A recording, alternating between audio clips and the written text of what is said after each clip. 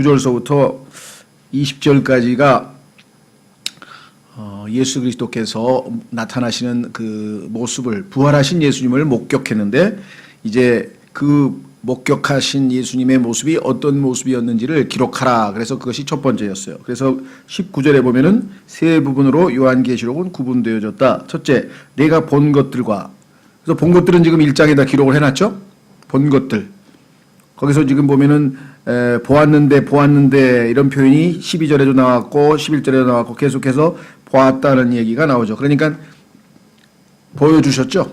부활하신 예수님을 직접 보여주셨는데, 그 예수 그리스도가 이제 향후 2000년 교회 시대는 물론이요, 요한계시록 전체를 주관하셔서 역사를 최종적으로 종결하시는, 마무리하시는 주권자이심을 알리기 위해서 누가 지금 현재 요한계시록의 주인공인가, 요한계시록에 나와 있는 모든 것들을 이루셔서 성취하셔서 하나님의 뜻을 온전하게 이루실 분이 누구신가, 그 바로 부활하신 예수 그리스도신데, 그 예수 그리스도의 모습을 직접 목격하도록 보여줬다. 그래서 이게 본 것이라 했어요. 본 것들 19절에.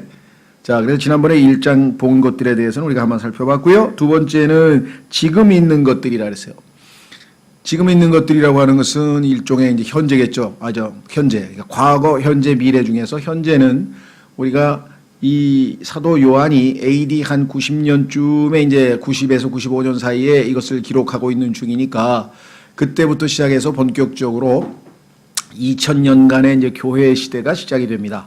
그렇죠? 예, 지금 우리는 2000년 교회 시대의 거의 막바지 시대. 왜냐하면 우리가 이제 그 7교회가 나오고, 그 7교회가 예표하고 있는 7교회 시대를 쭉 차근차근 공부를 해보면, 지금 현재가 우리가 마지막 7번째 교회 시대에 해당하는 라오디게아 교회 시대, 그 중에서도 지금 맨 마지막에 해당된다. 근데 이거를 이제 증거들은 뭐 공부하고 역사를 공부하신 분들은 이미 이게 요한계시록의 7번째 시대 중에서도 거의 막바지에 와 있다라는 사실을 이제 잘 공부해서 알고 계시는 분들이 있고, 아직 그냥 처음 들어보시는 분도 계실 텐데, 그거를 뭐 공부하자면 또 뭐 한 학기 내내 교회사를 공부해야 되니까, 여기서 본인이 들을 때 압축되었거나 잘 모르겠거나 하는 건 일단 넘어가세요. 왜냐하면 그걸 다 보완 설명하면서 나갈 수는 없고, 마치 우리가 생선 먹다가 가시 나오면 일단 넘어가서 계속 먹어야지, 그냥 그거 붙들고 모든 문제를 해결할 수 없죠. 그러니까 어마어마하게 압축되어 있기 때문에 그냥 들으면서 납득되는 거는 이렇게 이해하시고, 뭔가 무슨 소리인지 잘 모르겠는 거는 일단 넘어가셔서 나중에 이제 하나하나 그 보완 설명을 해서 성경을 계속 공부하다 보면 풀려야지, 처음부터 하나를 모든 걸 다 하다 보면 예를 들면 요한계시록 1장 1절 하나 가지고도 뭐 몇 시간을 공부할 수가 있죠. 그런 의미에서 봤을 때 우선은 우리가 요한계시록 전체를 포괄적으로 한번 보기 위해서는 아주 최대한 압축하는 방식으로 이제 한다고 말씀을 드렸고요. 왜냐하면 한 학기에 일단 전체적으로 뭐다라는 것을 좀 봐야 되니까. 자, 그래서 개요에 대해서는 지난 시간에 우리가 살펴보았고, 1장에서 본 것들까지 했어요. 이제 두 번째, 지금 현재 있는 것들은 교회 시대 2000년인데, 이것은 신학원 강의에서는 이제 생략을 하고 여러분들이 이 책을 좀 읽으라 그래서 여기 지금 상당 부분이 나와 있는데요. 사실은 교회사라고 하는 한 과목이 있어서 옛날에 아마 이우진 형제님이 해놓으신 그 한 학기 강의가 있을 거예요. 그래서 정말 제대로 공부하고 싶으신 분들은 그걸 공부해도 좋고, 또 여기에 굉장히 압축됐지만 그래도 교회사가 지금 이 교재 속에 잘 압축되어 있기 때문에 꼼꼼히 읽어봐도 도움이 될 수 있을 것 같고. 자, 저희는 출발을 이 교회 시대가 마무리되면서 휴거가, 즉 교회가 사라지는데, 교회의 사라짐서부터 이제 그 이후에 소위 말하면 환란, 그 다음에 천년왕국 해서 최종적 영원이라고 하는 종말에 이르기까지의 그 최종적인 성경의 결론 부분을 압축해서 공부하다 보니까 교회 시대의 2000년이 어떤 과정을 거쳐서 오늘까지 왔는지는 사실은 이제 교회사라고 하는 한 과목이 따로 예전에는 있었어요. 우리 이우주 형제님과 공부를 3시간 할 때, 우리가 3과목을 공부할 때는 지금 이제 개인적으로 이제 또 사역도 하시고 본인도 거기서 분당 지역에서 신학원을 하시다 보니까 지금 강의를 못 하시고 옛날에 해놓은 게 있어요. 그래서 교회사 공부를 한번 해보셔도 좋고, 우선은 여기 나와 있는 거를 자기가 차분히 읽어보면 전체적으로 교회의 2000년간의 어떤 역사적 흐름이 있었는지는 이해할 수 있기 때문에 반드시 한번 공부를 하셨으면 좋겠다 그랬어요. 자, 그럼 오늘 이제 공부하고자 하는 것은 뭐냐면 그 세 번째입니다. 이후에 있을 것들이에요. 이후에 있을 것들. 요거 이제 환란이라고 우리가 알려져 있는 시대인데요. 요거는 이제 우리 조금 있다가 순서대로 해야 되니까 그 환란이라고 하는 시대, 즉 교회 시대가 끝나면서 환란이라고 하는 시대로 넘어가게 되는데 그 모멘텀, 그 순간에 어마어마한 역사적으로 아마 가장 위대하다고 할 수 있고 우리한테는 아니면 놀랍다고도 할 수도 있고 정말 전무후무한 어마어마한 이 신비한 사건이 하나 터집니다. 네, 그것을 성경에서는 휴거라 그래요. 휴거. 근데 성경 자체에는 휴거란 용어는 없어요. 그러니까 예수 그리스도께서 몸된 교회를 자기가 이 구원시킨 주님의 몸된 교회를 신랑께서 신부를 데리러 오셔서 신부가 신랑을 만나러 공중으로 올라가는 그 같은 사건이 있어요. 그래서 이제 휴거라고 하는 한자말을 썼는데 그것은 뭐냐면 데려감을 당한다 이런 뜻이에요. 한문으로는. 그 영어로도 마찬가지 랩처라고 하는 말을 쓰는데 그래서 이 휴거라는 말이 이미 좀 일반화돼서 사람들에게 많이 알려져 있죠. 뭐 이장님 휴거 파동도 있었고 좋지 않은 쪽으로 그리스도인들에게는 어마어마하게 기쁘고 기대되고 소망이고 뭐 정말 인생 최대 소망인데 세상 사람들은 무슨 그 신비주의에 빠진 광신자들이 뭐 휴거 파동에 매달려 가지고 뭐 세상을 등지고 뭐 하여간 이런 좀 아주 부정적인 이미지로 많은 사람들에게 알려져 있었는데 특히 우리나라에서는 1993년이죠. 1993년에 그 이장님 목사라고 하는 아주 엉터리 같은 이상한 이단 목사가 이 곧 휴거가 일어날 테니까 뭐 재산 다 갖다 바치라는 둥 뭐 직장 다 그만두고 저 산속에 가서 뭐 하얀 도포 입고 뭐 정결하게 기도하면서 주님을 맞이해야 되는 둥 어쩌고 뭐 이런 아주 정말 말도 안 되는 짓거리를 해서 거기에 빠진 사람들이 어마어마하게 멀쩡하던 사람들이 우리 킹잼 성경 진영에도 이제 회개하고 돌아와서 우리 쪽으로 왔지만 그런 분들이 더러 계셔요. 예, 이장님 파동에 뭐 산에 가가지고 이제 직장 다 그만두고 뭐 다 재산 다 팔아서 가정도 다 팽개치고 가가지고 하얀 그 세마포 옷을 만들어 입어가지고서 성경에 나오는 예수님 기다린다 그래서 밤낮 기도만 하고 찬송만 하고 집회만 하고 있다가 그날 당일이 됐는데 아무 일도 안 일어나가지고 이제 완전히 뭐 다 정말 조롱거리가 됐죠. 그래서 사회에서도 휴거를 믿는다 그러면요 정말 광신자로 취급하는 시대가 지금 됐어요. 근데 이건 마귀의 계략이죠. 왜? 휴거는 성경에서 가장 소망적인 것이고 신랑이 신부를 데리러 와서 이 땅에서 데리고 올라가서 공중에서 이걸 공중재림이라고 하는데요. 그 후에 7년 후에 이제 지상재림이라는 게 있어요. 그러니까 성경에서 재림은 두 종류로 나눠져 있습니다. 그래서 이 두 가지를 구분 못하면 또 뒤섞이니까 온갖 혼란이 생겨요. 그래서 이 이단 중에서 제일 문제를 많이 일으키는 이단은 이 종말론 이단이라고 합니다. 이 종말론에 대해서 뭐 별의별 이단들이 하도 많아가지고 그래서 이 휴거에 대해서도 마찬가지입니다. 휴거가 언제 일어날 거냐서부터 시작해서 날짜는 알지 못한다고 그랬는데도 불구하고 막 날짜를 계산하는 사람도 있고요. 뿐만 아니라 뭐 교회는 환란을 통과한 다음에 휴거가 일어난다고 해서 환란 후 휴거라고 하는 교리를 가르치는 사람들도 있고요. 주님의 몸된 교회, 즉 신랑이 신부를 데리러 온다 그랬더니 신부 중에는 주님의 몸된 교회의 지금 현재 여러분과 저처럼 예수님을 믿고 있는 신부 중에는 헌신돼서 정말 바르게 신앙생활을 하는 사람도 있고 정말 뭐 정말 그냥 느슨하게 그냥 뭐 신앙생활도 아닌 그런 엉터리 같은 신앙생활을 하는 사람이 있는데 어떻게 동시에 다 휴거가 되냐. 그러니까 헌신된 성도들은 올라가고 그렇지 않은 사람들은 이 지상에서 환란을 통해서 정금같이 빚어나서 훈련 좀 받고 와야 된다.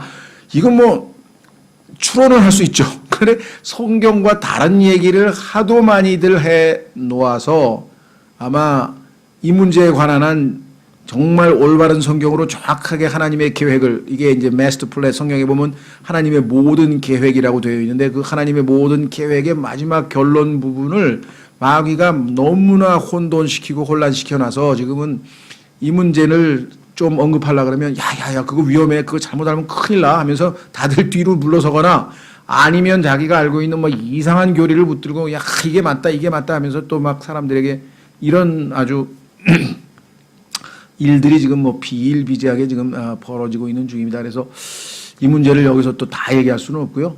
다만 환란이라고 하는 시대로 넘어가기 전에 마지막 교회가 사라지는 사건이 요한계시록 4장 1절에 기록되어 있기 때문에 그렇죠?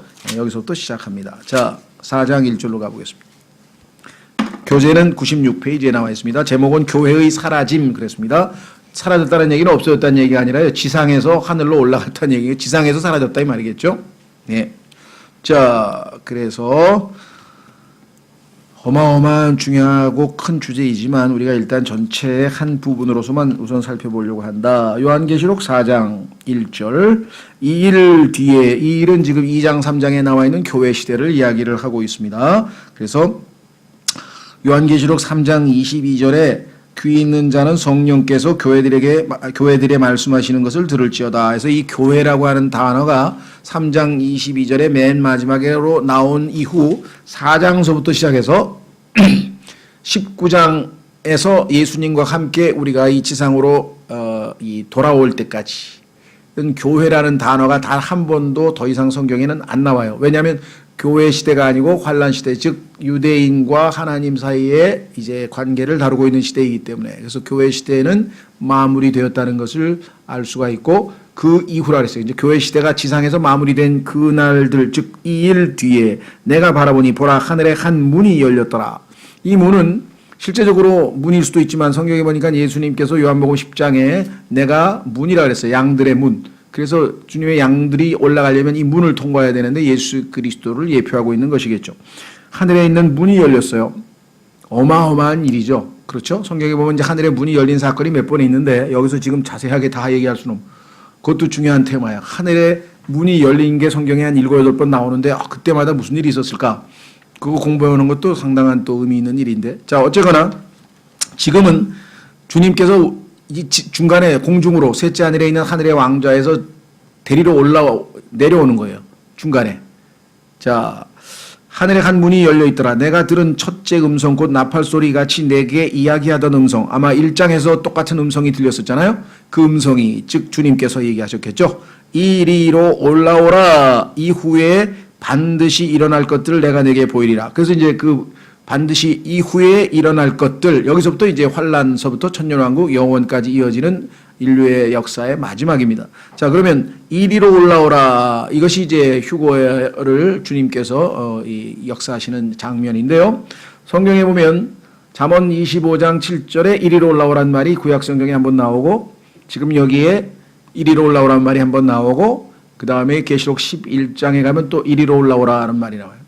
그 성경에서 3번의 휴거, 그러니까 구약 성도들의 휴거 또는 부활이고요. 죽은 사람은 부활이라 그러고 살아있을 때 올라가면 휴거라 그래요. 그러니까 똑같은 건데 이미 예수님 믿고 죽은 우리 교회도 지금 20년 동안에 한 뭐 수십 명, 뭐 십몇 명, 열몇 명 돌아가신 것 같아요. 그럼 그분들은 휴거가 아니지. 휴거는 살아있을 때 안 죽고 올라갈 때는 휴거란 용어를 쓰고 이미 돌아가신 분들은 부활이죠. 그렇죠? 그러니까 부활이나 휴거나 사실 같은 건데 상태가 살아있는 상태에서 올라가면 죽음을 맛보지 않고 올라가면 휴거라는 용어를 쓰는 거죠. 구약의 성도들은 이미 다 죽었으니까 부활이겠죠. 첫째 부활이라고 그러는데 구약에 있는 성도들을 향해서 이리로 올라오라. 두 번째 교회 시대, 지금 여기 교회 시대가 끝나면서 이리로 올라오라. 그 다음에 7년이라고 하는 그 유대인의 고난, 환란이라고 하는 기간 중에 끝부분에 가도 다시 유대인들 중에서 예수 그리스도를 믿고 짐승의 표를 받지 아니하고 끝까지 견뎌서 승리한 사람들에게 다시 한번 휴거의 기회를 주십니다. 그래서 그때도 이리로 올라오라. 그러니까 이리로 올라오라라고 하는 음성에 해당되는 사람들은 구약성도, 신약성도, 환란성도 이렇게 해서 3종류의 성도가 있는데 그것을 우리는 첫째 부활의 3가지 단계라 그래요. 요거는 또 이제 그때 테마가 나오면 좀 설명을 하겠습니다만 어쨌거나 약간 이리로 올라오라는 말은 성경에 3번 있고 그 중에서 일종의 뭐라 그럴까요? 수학. 우리가 실제로 이 도마도를 우리가 이 수확할 때 첫 번째 첫 열매들이라 그러죠. 몇 개 열리는 첫 열매들이라는 게 있고 중간에 많이 열려서 진짜 본격적으로 이제 수확을 해야 될 때가 있고 끝물이라 그래가지고 다 땄는데 마지막에 또 끝물이 몇 개 남아 열릴 수가 있어요. 그래서 이 끝물에 해당하는 것은 환란성도, 첫 열매들은 구약성도, 그 다음에 신약에 있는 사람들이 제일 많죠. 교회 시대에 구원받은 성도들이 제일 많으니까 이 사람들을 우리가 이 메인 하비스트, 소위 말하면 주 수확이라 그래요. 메인 주 수학이라 그래서 이 세 번의 휴거가 있는데 그 둘째 주 수학에 관한 이야기가 지금 여기 나와 있습니다. 자, 그래서 이 요한이 올라갔는데 그 올라간 이 요한은 교회를 예표하고 있다. 왜냐? 성경에 따르면 우리 그리스도인들은 하나님께 사랑받는 자, 하나님께서 사랑하시는 자라고 에베소서 1장 6절에 써 있고, 요한은 이름 자체가 사랑받는 자라는 뜻이에요. 그래서 예수님께서 사랑하시던 자라고 자기를 소개하고 있어요.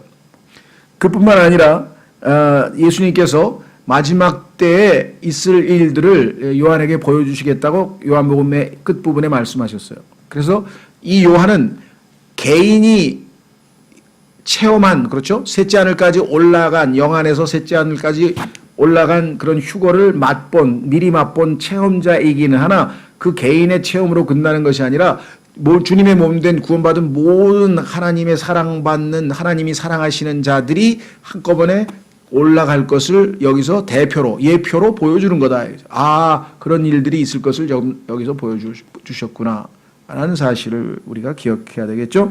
자, 그래서 2절에 내가 직시로 영 안에 있었는데, 그렇죠. 아직은 지상에 있으니까 셋째 하늘로 올라가려면은 하나님께서 신비스러운 방법으로, 마치 고린도후서 12장에서 바울이 셋째 하늘로 끌려 올라가서 그곳에 신비한 체험을 하고 돌아왔다라고 하는 간증하는 것처럼 신비한 방법이죠. 이 땅에서는 우리가 이해는 안 되지만 하나님께서는 얼마든지 초자연적인 역사를 이루실 수 있으니까, 보라 하늘에 한 왕자가 놓여 있고, 아마 요한계시록 4장 5장은 이 세상에서 가장 뭐라 그럴까요?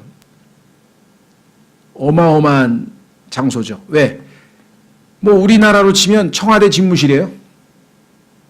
거기서 대한민국의 모든 결정이 다 내려져. 사드를 배치할 건지 안 할 건지, 북한을 하고 전쟁 선전포고를 할 건지 말 건지, 아니면 뭐 집값을 뭘 올릴 건지, 하여간 최고의 모든 결정적인 결정들은 다 하여간 일단 청와대 대통령 집무실에서 대통령이 사인을 하면 그게 법이 되는 거고, 사인을 안 하고 심지어는 국회에서 건너간 법안도 거부권을 행사해버리면 법안이 안 되는 거잖아요. 그러니까 지금 대한민국의 최고 통치권자로서의 모든 최고로 중요한 결정들을 내리는 장소가 청와대 집무실이라고 한다면, 이 온 우주에서 가장 중요하고 핵심적으로 중요한 일들을 최종적으로 하나님께서 제가해서 일어날 것인지 안 일어날 것인지 결정하는 장소가 바로 이 셋째 하늘인데, 그 셋째 하늘에 하나님의 집무실, 즉 우리는 집무실이라고 안 하고 왕좌라 그래요. throne. 왜냐하면 이분은 왕이시기 때문에 왕이 앉는 그 옥좌라 그러죠. 옛날 우리 임금님의 옥좌, 여기는 이제 왕좌라 그랬는데요. throne이라 그랬어요.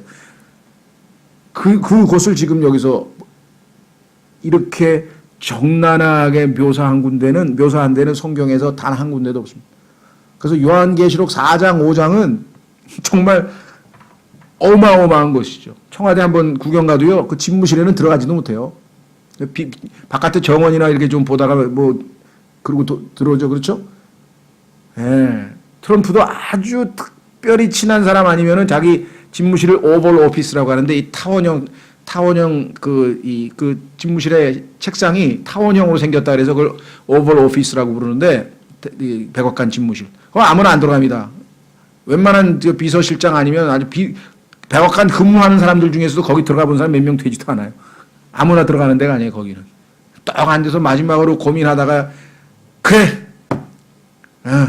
전쟁하자. 그러면 얼마 전에 무슨 이라크 전쟁도 부시가, 그래! 사인 딱 하면 그냥 그땅 그냥 미사일이 막 수십 발이 그냥 막 해가지고 무슨 사막에 무슨 전쟁이 터져가지고 그냥 이라크가 쑥대밭이 되고, 그 다음에 누구야, 그 이라크 누구 잡혔잖아요.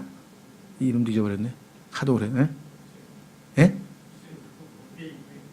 후세인이 잡혀가지고 죽잖아요. 그죠? 그러니까, 어마어마한 결정들이 내려지는 게, 그게 거기에요. 근데 그 셋째 하늘에 지금 온 우주의 최종적, 부시가 사인을 하려고 딱 그러는데 하나님께서 딱 막으면, 팔이 굳으면 사인도 못해.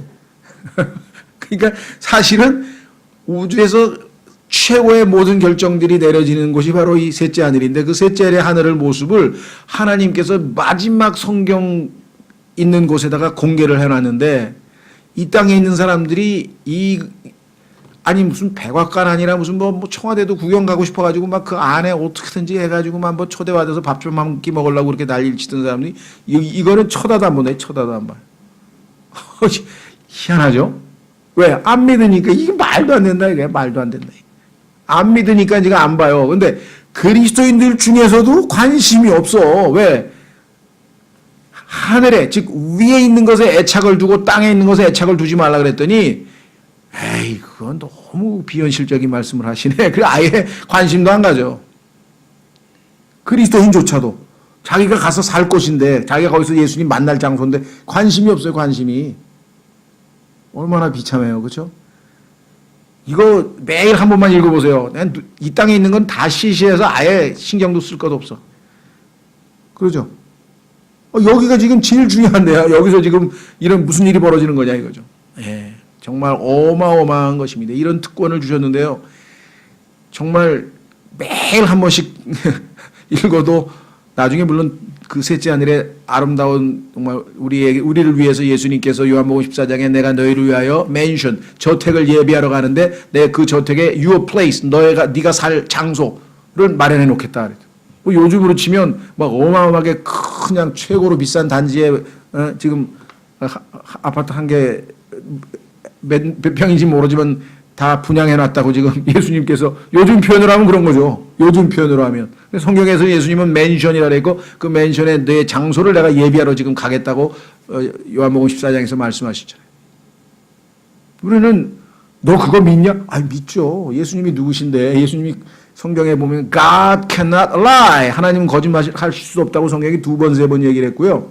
하나님은 자신이 하신 말들은 인간처럼 뭐 시건하지 않고 다 지키신다고 성경에 써놨고요. 1.1핵도 오류가 없이 예수님 탄생하기 전에 1500년 전서부터 시작해가지고 700년 전까지 예수님에 관해서 기록한 48가지의 예언이 예수님이 탄생하시는 순간에 문자적으로 정확하게 다 이루어져서 우연히 이루어질 확률 10에 157개의 동그라미를 친 것분의 1의 확률이 맞아떨어질 정도의 어마어마한 책이 성경인데 거기에 성경에서 하나님께서 여기다 떡 써놔서 내 장소 맨션에 가면 내가 거할 곳이 지금 다 준비되어 있는데 그걸 왜 안 믿겠어요? 그렇죠? 그러니까 믿음이라고 하는 것이 어마어마한 거예요. 믿음은 바라는 것의 실상이야. 리얼리티야. 믿으면 리얼리티가 돼. 믿으면 야 하늘에 셋째 하늘에 이 어마어마 새 예루살렘 거기에 내가 산다고? 뭐 도시의 길바닥이 투명한 황금인데 순금 100%인데 이 땅에서 아무리 골드바 해봐야 100% 아니에요. 순금이 왜 투명하지가 않잖아요. 그거 맞다. 불순물이 좀 있잖아요. 이거. 근데 뭐 그거에 신경을 쓰고 다 썩어버릴 것이라고 성경에 써놨는데 하나님의 말씀을 믿으면 삶이 달라지죠. 근데 얼마만큼 믿느냐가 문제지. 얼마만큼 믿느냐. 그렇죠. 세상 사람들이 보면은 그거 읽으면서 그렇게 막 구름 타듯이 그렇게 살면 그러니까 밤낮 쫄쫄 굶고 저러고 살지.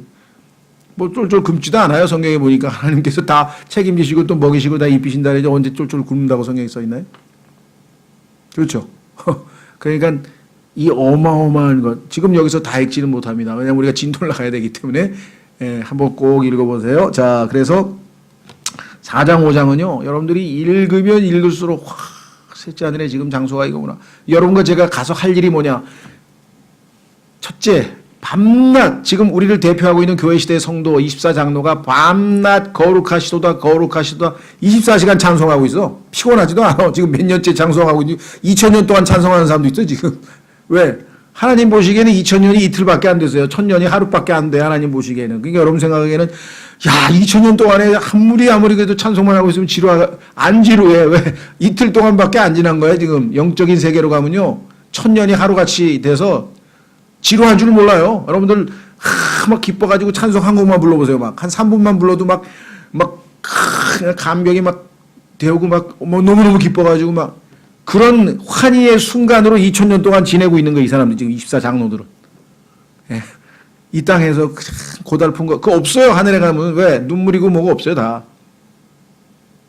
근데 지금 하나님께서 지금 셋째 하늘을 공개하고 있다는 거 시간이 없어서 하여간 4장 5장 꼭 읽어보시고 중간에 시간이 되면 한번 공부를 하겠습니다만은 오늘 주제로 일단 가겠습니다. 자, 교재로 가서 교회가 사라짐.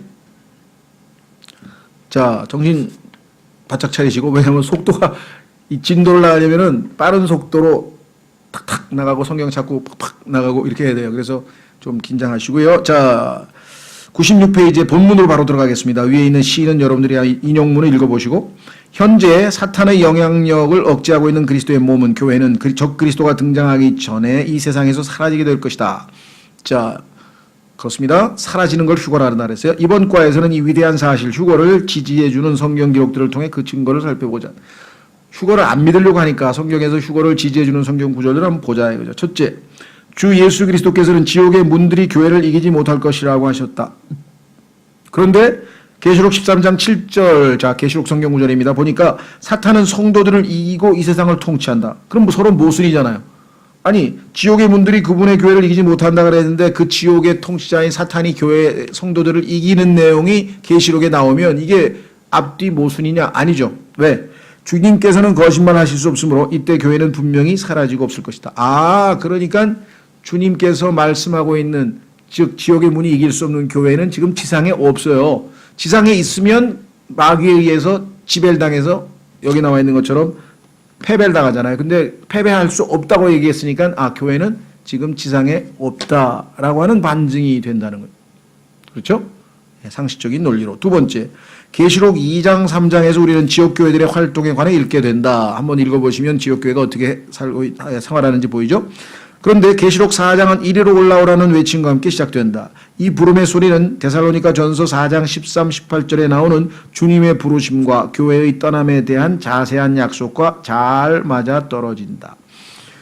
성경에서 자, 데살로니가 전서를 한번 찾아보겠습니다. 휴거를 가장 잘 묘사하고 있는 장소가 바로 여기인데요. 고린도전서 15장하고 두 군데가 휴거 사건을 직접 묘사하고 있는 성경 구절입니다. 데살로니가 전서 4장. 데살로니가 전서 4장에 가면은 이렇게 써 있어요. 13절. 그러나 형제들아, 잠자는 자들에 관하여 너희가 모르기를 내가 원치 아니하노니. 잠자는 자들은 왜 성경에 이렇게 관심이 많아요? 성경에서 잠잔다는 얘기는 육체적으로 죽었다는 얘기입니다. 예. 성경에서 고이 잠드소서, 사람들은 성경에서 배웠기 때문에 그렇게 쓰는 거죠. 예. 너희가 아무 소망 없는 다른 사람들 같이 슬퍼하지 아니하게 하려 함이라. 우리와 같이 이 땅에서 신앙생활을 하다가 우리보다 앞서 죽은 분들이 계세요. 그러면 그 사람들에 대해서 우리는 뭐예요? 초상집에 가면 울듯이 슬프니까 울죠. 그런데 너무 많이 슬퍼하지는 말라는 거예요. 세상 사람들처럼. 우리는 영원히 헤어지는 게 아니니까. 여기 나와 있죠. 14절, 우리가 예수님께서 죽으셨다가 다시 일어나셨음을 믿을진데, 우리는 부활을 믿으니까 그와 같이 예수님 안에서 잠자는 자들도, 즉 예수님 안에 예수님을 믿다가 죽은 사람들도 하나님께서 그분과 함께 데려오시리라.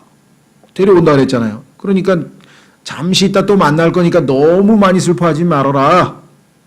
15절, 우리가 주의 말씀으로 너희에게 이 같은 것을 말하노니 곧 주께서 오실 때까지 살아서 남아있는 우리가 결코 잠자는 자들보다 앞서지 못하리라.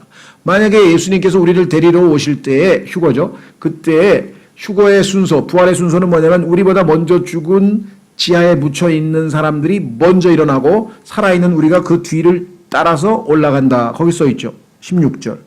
주께서 호령과 천사장의 음성과 하나님의 나팔 소리와 함께 친히 하늘로부터 내려오시리니 우리를 데리러 그리스도 안에서 죽은 자들이 먼저 일어나고, 그렇죠. 같이 올라가려면 죽은 사람이 먼저 일어나야 살아있는 사람과 함께 올라가겠죠.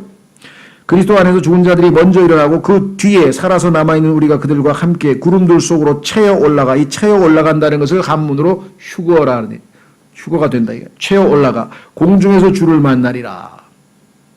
이게 공중 재림이에요. 그리고 이것은 구원받은 사람에게만 일어나기 때문에 은밀한 재림이라고 그래요. 그래 나중에 예수님께서 지상 재림할 때는 공개적인, 번개가 치듯이 공개적으로 많은 사람들에게 다 알려지는 재림이 있고, 그것은 심판하러 원수 갚으러 오시는 재림이고, 그리하여 우리가 항상 주와 함께 있으리라. 그렇죠. 이제 휴거되면서 주님과 신랑 신부가 만났으니 이제 영원히 헤어지지 아니하고 영원히 함께 있게 될 것이다. 그래서 이 휴거의 사건들을 설명하면서 뭐라 그랬습니까? 그러므로 이 말씀들로 서로 위로하라.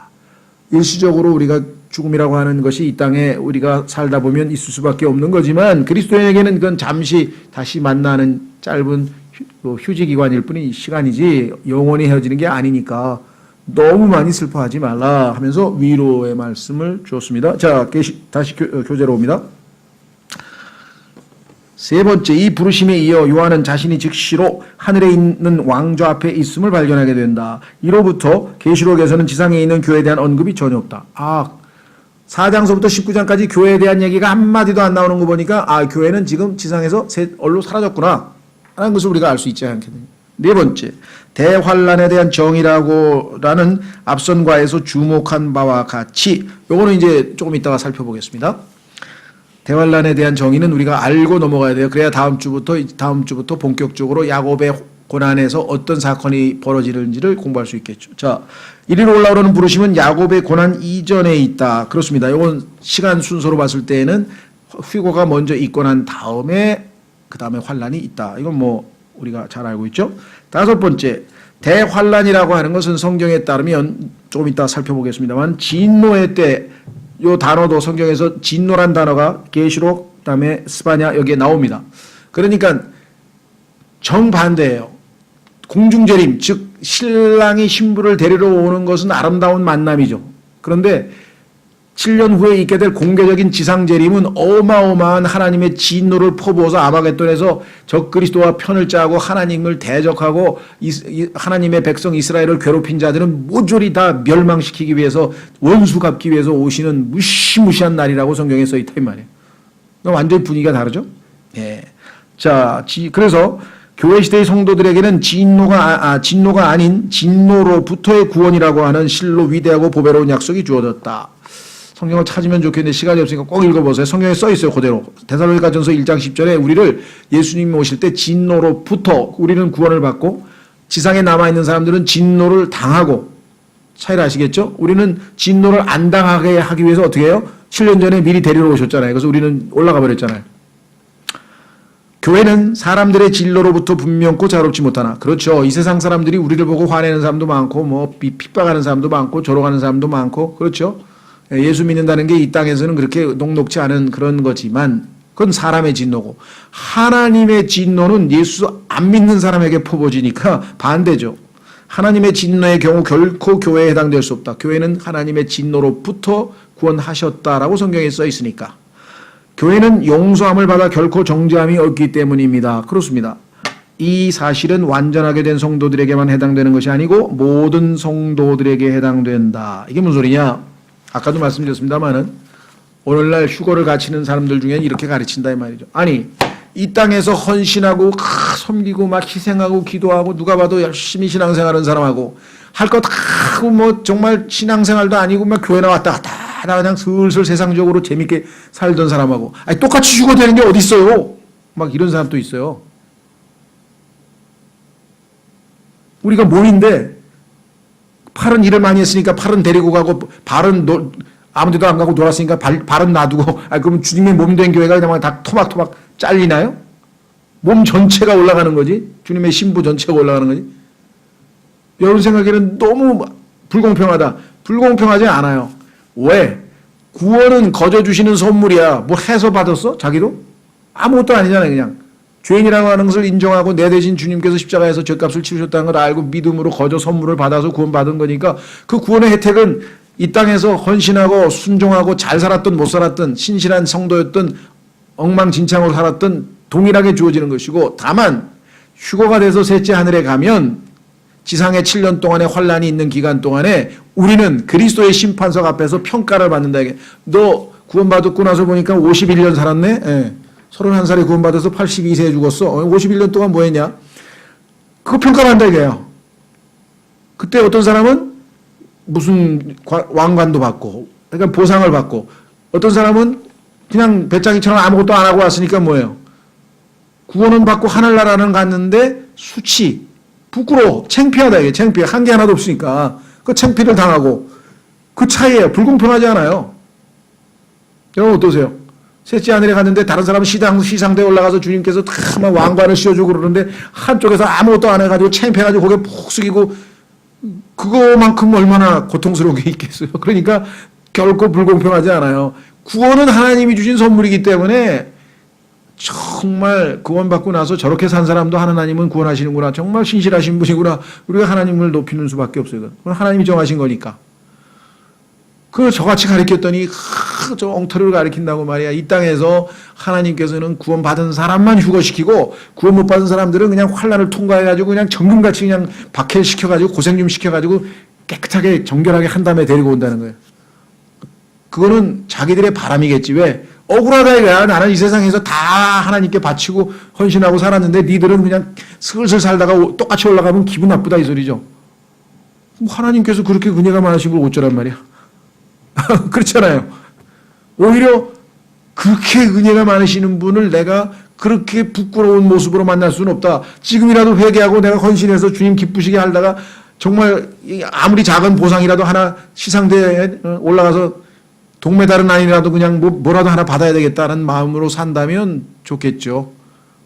무슨 말 아시겠죠? 그러니까 하나님은 구원은 선물이에요. 그러니까 우리는 너무너무 감사해서 자 그래서 그렇게 이상하게 가르치는데 빠져가지고 그런데 또 쫓아가는 사람들이 있어요. 성경에 근거 없는 그런 잘못된 가르침입니다.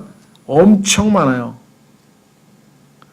그런데 참 이상하죠. 아무리 헌신하고 자기는 다 모든 걸 주님께 바쳤다 그래도요. 주님이 해주신 거에 비하면 아무것도 아니잖아. 다 주님이 주신 것 도로 바친 것뿐인데 그게 왜 다른 사람은 안 바쳤다고 억울할까 그게 또. 오히려 자기는 기쁜 거 아니에요. 그렇죠? 감사한 거 아니에요. 자 6절 교회가 하늘에 있게 되는 또 다른 증거는 24장로들이다. 하나님의 왕좌 주위에서의 이들의 활동은 계시록 4장 4절에서 5장 14절에 묘사되어 있다. 아까 얘기했던 그 하늘에 있는 거기에 장로들이 어떤 모습을 하고 있는지 영원히 찬양드리고 있죠. 장로라는 칭호는 천사들에게는 결코 주어진 적이 없다. 우리는 성경 그 어디에서도 천사들이 왕좌에 앉아 있다든가 왕관을 쓰고 있는 장면을 접할 수 없다. 따라서 이들은 천사들이 될 수가 없다. 그리스도 몸 안에 있는 그리스도인에게는 왕관들이 약속으로 주어져 있다. 그럼 여기 보면 장로란 이름이 나오죠. 그리스도인들에게는 영적으로 성숙한 사람을 엘더, 장로란 말을 썼는데 사도와 동료 신자들은 하나님께서 그들을 왕과 제사장으로 삼으셨다는 약속을 받았고 그분과 함께 고난을 받는 자는 그분과 함께 통치할 것이라는 약속도 받았다.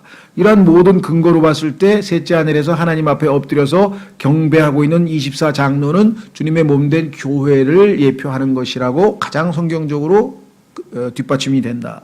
이들 24장로들이 분명 거듭난 그리스도인들이라는 사실은 이들이 그리스도 예수 그리스도의 피로 구속받았다고 계시록 5장 9절 10절에 써있다. 1장 5절에도 써있다. 그러니까 당연히 예수님의 피값으로 사신받은 것이 주님의 몸된 교회니까 그 장로들은 교회일 것이다.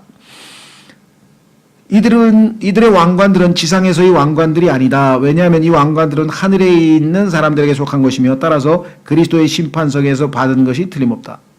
자, 혹시 여기 계신 분 중에서 5종류의 왕관, 셋째 하늘에 가면 그리스도의 심판석에 서서 하나님께서 이 땅에서 여러분과 제가 구원받은 이후에 살아온 모든 삶을 평가해서 5종류의 왕관을 주실 텐데 그 왕관이 무엇인지를 아직 모르고 있으면 안 되겠죠. 아유, 왕관을 주신다는데 무슨 왕관을 주신지도 모르고 어떻게 이 세상에서 살겠어요. 정확하게 잘 공부를 해 두시면 아, 이런 왕관을 주시는구나.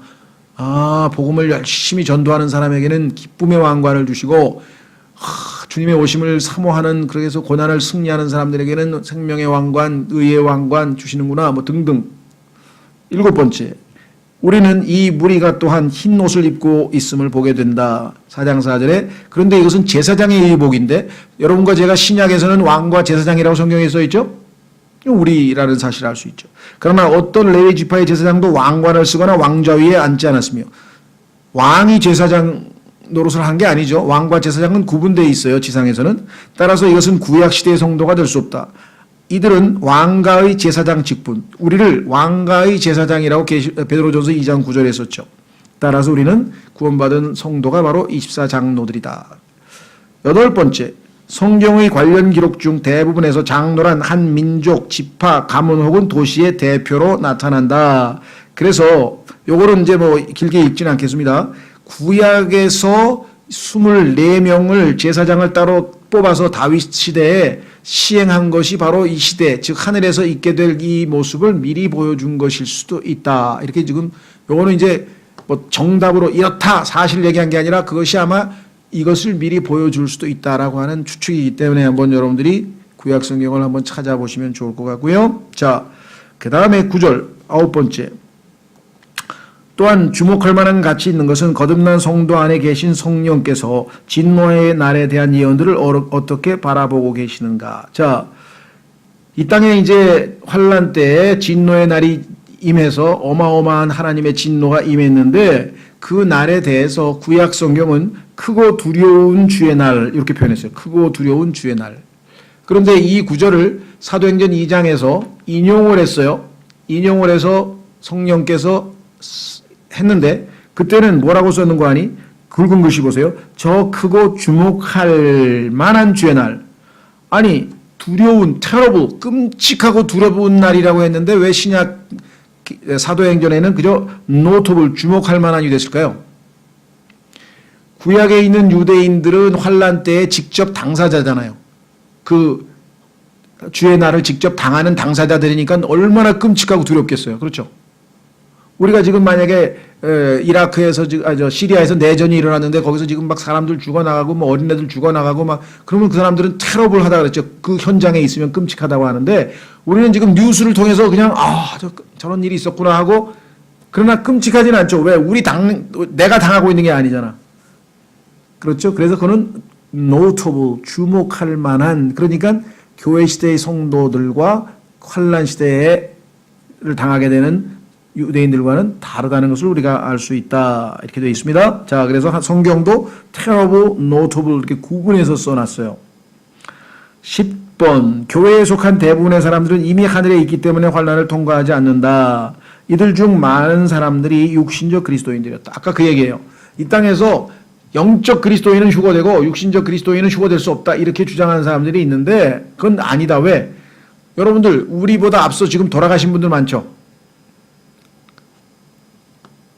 그 사람들 지금 다 죽은 다음에 다 하늘나라가 있을 거 아니에요. 그렇죠? 근데 우리보다 앞서서 죽은 하늘에 이미 가 있는 우리 분들이 다 영적으로 뛰어난 사람에서 지금 하늘에 갔나요? 육신적인 그리스도인들도 죽으면 다 하늘에 갔어요. 지금. 지옥에 안 가고. 그렇죠? 그럼 그 사람들 다 지상에 내려와서 다시 환난 통과하는 훈련 받아야 되나요? 그런 억지 주장은 안 된다. 그랬습니다. 11절. 11번째. 골로새 교회의 그리스도인들에게는 그들이 그분의 눈앞에서 거룩하고 흠없고 책망할 것이 없는 자로 드려질 것이라고 하는 약속이 주어졌다. 그러니까 하나님 앞에서의 우리의 위치와 우리의 상태 이걸 구분할 줄 알아야죠. 예수님을 믿고 구원받은 사람은요. 하나님께서 보시면 100% 완전하게 예수님과 똑같이 취급을 해줘요. 우리를. 예수님 덕분에. 다만 내가 이 땅에서 아직 성숙하지 않은 상태에 있어서 주님을 닮기 위해서 주님께서 나를 통해서 많은 열매를 맺으시고 일을 하면 그게 아까 얘기했던 그리스도의 심판석에서의 평가 대상이 되는 것. 내가 게을고 내 멋대로 육신적으로 계속 살면 아무런 평가받을 게 없다는 그 차이지 구원받고 휴거되고는 하나님이 예수 그리스도를 믿는 자에게 주시는 선물이잖아요.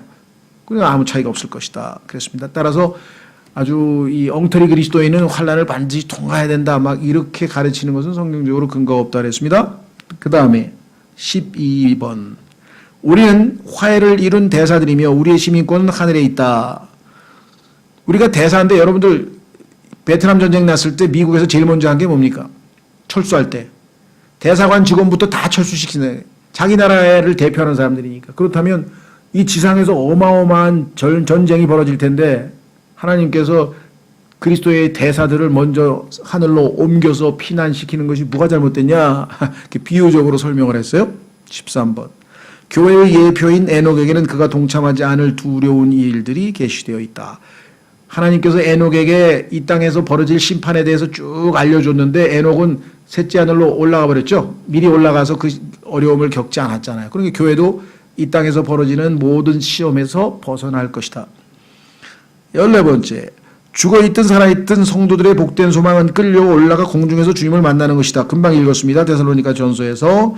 따라서 이 땅에서 이 땅으로 오실 때까지 짐승의 표를 받지 않으려고 견디거나 살아남고자 끝까지 견디는 것이야. 그런 일 벌어지기 전에 이미 셋째 하늘에 올라가 있습니다. 그러니까 이 땅에서 뭐 짐승의 표를 받지 마세요. 뭐 베리칩을 받지 마세요. 뭐를 어쩌세요. 뭐 666을 받지 마세요. 뭐 그건 다 마귀가 우리를 속이고 에너지를 다 딴 데 낭비시키려고 하는 거예요. 그렇잖아요. 이 땅에서 교회가 휴거되기 전에는 결코 적그리스도가 뭐 나서서 뭐 손가락 하나 까딱 못해요. 주님의 신부된 교회가 안전하게 옮겨진 다음에 하나님께서 이 땅의 모든 어려움을 허락하시는 거죠. 15번째, 사람들은 환난 때 안식일과 관련하여 심판을 받게 된다. 안식일 날 안식 안 하고 비행기를 타고 도망치거나 이러면은 다 율법을 어기는 게 돼요. 그게 다 뭐예요? 환난 때에는 우리 교회 시대의 성도가 아니라 유대인들이 대상이라는 걸 알 수 있잖아요. 그래서 안식일이 되지 않도록 너희가 피난하는 날에 안식일 날 걸리지 않도록 해라. 왜? 지금도 유대인들은 안식일 날은 비행기가 안 떠요. 그러니까 그날 전쟁이 일어나면 뭐 피난이고 뭐고 없어요. 왜? 율법을 어기면 하나님 앞에 또 율법을 어겨야 되니까. 자, 그래서 그리스도인과 안식일은 아무 상관이 없습니다. 왜? 그것은 하나님과 유대인 사이에 주고받은 표적이니까. 그렇죠? 16번 데살로니가 후서 2장은 다가올 적그리스도와 그의 통치하게 될 위험한 때에 대해 자세히 묘사하고 있다. 2절에 따르면 이 내용으로 인해 하나님의 자녀는 그 누구도 불안해할 필요가 없음을 알게 된다. 앞에 써 있잖아요. 이런 날이 온다고 사람들이 불안해가지고 뭐 어떡하면 좋지 뭐 고난 고문당하면 어떡하지 막 성경이니까 불안해할 필요 없다게. 왜? 너희는 해당이 안 되니까. 너희가 안전하게 옮겨진 다음에 지상에서 벌어질 일들이니까 라고 성경에 써 있다. 17번 교회를 이루고 있는 자들의 삶에 대해 다루는 서신들에서 바울은 단 한 번도 대환란에 대해 언급하고 있지 않다. 교회 시대의 모든 교리를 바울 서신에 다 하나님께서 설명했는데 거기에 교회가 환난당한다는 얘기가 단 한 번도 안 나오면 만약에 환난을 교회가 당하면 어떻게 대비하라든가 무슨 말씀이 있었을 거 아니에요. 전혀 그런 얘기가 없다는 거죠. 따라서 우리는 징계에 대해서는 주목해야. 왜? 징계는 하나님께서 이 땅에서 우리가 예수님을 닮아가는데 필요한 훈련과 채찍이죠. 우리가 교육할 때 부모님들이 자녀 교육할 때 말 안 들으면 때로는 할 수 없이 매를 드는 정도 그런 훈련에 해당하는 거지 환난하고 환난 시대의 환난하고는 전혀 다른 것이다. 18번째 롯은 하나님께서 의로운 자를 악한 자들과 함께 멸하지 않을 것임을 입증하는 좋은 예라고 할 수 있다. 사실 롯의 의로움은 그 누구에게도 나타나 보인 적이 없다. 여러분 창세기를 읽으면 롯의 영적 수준이 얼마나 낮은지 알겠죠. 그런데 그 사람도 하나님 보시기에는 의롭다고. 왜? 하나님을 믿었기 때문에. 그래서 그도 피난시켰잖아요. 하나님께서 그를 심판했습니까? 피하게 하셨잖아요. 그렇죠? 19번째, 대환란은 복된 소망이 아니다. 우리 그리스도인들은 복된 소망을 기다리고 있다라고 성경에 써 있는데 환란이 어떻게 소망이 돼요? 그래서 환란은 하늘로부터 오시는 주님을 기다리게 하는 것이 아니고 이 땅에서의 표적을 기다리게 한다. 우리는 주님을 기다리고 그게 복된 소망이죠. 교회가 야곱의 고난의 전부 혹은 일부를 겪게 될 것이라고 가르치는 자들은 이스라엘과 교회를 구분하는 벽을 허물려고 시도하는 또 다른 이단일 뿐이다.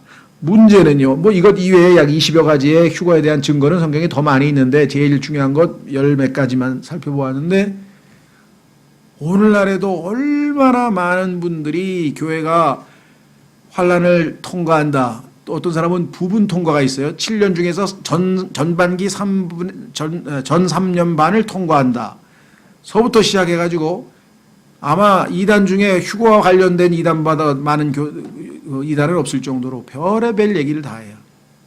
우리가 성경적 근거로 예수 그리스도께서 자신의 몸된 교회 신부를 데리러 와서 시험으로부터 벗어나고 진노로부터 벗어나서 안전하게 옮겨놓고 이 지상에서 이제는 교회가 아닌 유대인들, 야곱의 환난, 야곱 유대인들을 다시 직질해서 그들로 하여금 진정으로 회개해서 2000년 전에 그들이 거부한 예수님을 왕으로 이번에는 받아들여서 진정한 천년왕국을 이루게 하시는 하나님의 계획인데 많은 분들은 그러면 올라가서 이제 뭐예요? 이 땅에서 우리의 삶의 신앙생활의 수준 정도에 따라서 상급이 달라지고 상급을 못 받을 수도 있고 그러니까 반드시 평가가 있어요.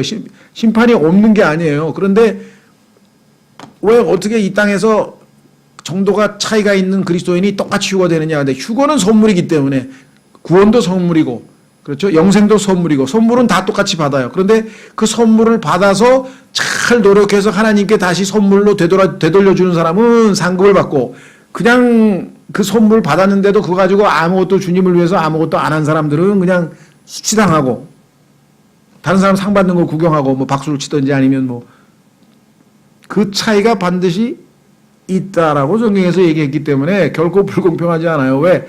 하나님께서 주시는 상급이 어떻겠어요? 이 세상에서도 보면 그냥 뭐 어마어마하게 뭐 올림픽에서 금메달 하나 땄막 1억을 주고 막 2억도 주고 막 이런 판인데, 하늘나라에 가면 얼마만큼 하나님께서 큰 보상을 하실까 한번 생각해 보겠어요. 그러니까 그 보상을 받는 사람과 못 받는 사람은 차이가 어마어마하게, 하나님 결코 불공평하지 않아요. 여러분과 제가 이 땅에서 예수님의 이름 때문에 희생한 거는 전부 다 기억하고 다 보상하시겠다. 한 구절 찾고 다음 주제로 넘어가겠습니다. 히브리서 10장. 따라서 이 땅에서 주님을 위해서 희생하고 손해보는 게 결코 손해가 아니라는 사실을 우리는 알아야 되겠죠. 히브리서 6장, 죄송합니다. 10장이 아니고 6장.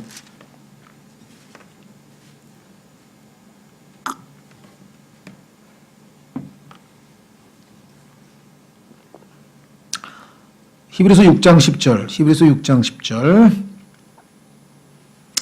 히브리서 6장 10절. 하나님은 불의하지 아니하사 자신의 이름을 위해 너희가 보여준 너희의 행위와 사랑의 수고 곧 너희가 성도들을 섬겨온 것과 또 섬기고 있는 것을 뭐라 그랬습니까? 잊지 아니하시느니라. 그래서 다 기억하고 있다가 다 메모는 안 하시겠지만 기억력이 좋으시니까 다 알고 있다가 다 보상해 주신다. 이 세상에 있는 사람이 아무도 안 알아줘도 자기가 그냥 큰 맘 먹고 주님 앞에 다 바쳤는데 아무도 몰라. 그게 나아요. 차라리 여기서 괜히 알아가지고 어우 너 정말 대단하다고 칭찬받아버리면 주님 앞에 가서는 받을 게 없다고 성경에 써놨잖아요. 그러니까 아예 하려면 아예 모르게 하는 게 나아. 그렇죠? 네. 자, 그러면 다음 주에 이제 넘기면 제3장 야곱의 고난이라는 테마가 나오는데, 여기서부터 이제 그 야곱의 고난에는 종류와 테마가 굉장히 많아요. 그래서 여기서 이제 테마별로 나누어서 이때 증인은 누구고, 이때 종교는 누구고, 이때 정치 제도는 어떻게 되고, 이때 적그리스도는 무슨 일을 하고, 뭐 이런 것들을 주제별로 성경을 찾아서 공부를 할 것이고, 오늘은 그러면 그 야곱의 고난은 성경에서 어떻게 정의 내려져 있냐, 도대체 그 기간에 대해서 먼저 좀 알아야 되겠죠. 자, 앞으로 가면 챕터 3번을 보십시오. 3번. 요걸 좀 빨리 공부를 좀 해야 될 것 같아요. 대환란에 대한 정의. 자, 대환란이라는 용어는 예수님께서 사용하셨어요. 우리 성경에는 큰 환란이라고 되어 있는데, 그때 큰 환란이 있으리니 그러면서 예수님이 말씀하신 게 마태복음 24장에 나오는 용어인데, 그렇다면 교회가 휴거되고 나서 예수님의 지상 재림까지의 그 7년간을 성경에서 무슨 용어를 사용하고 있느냐.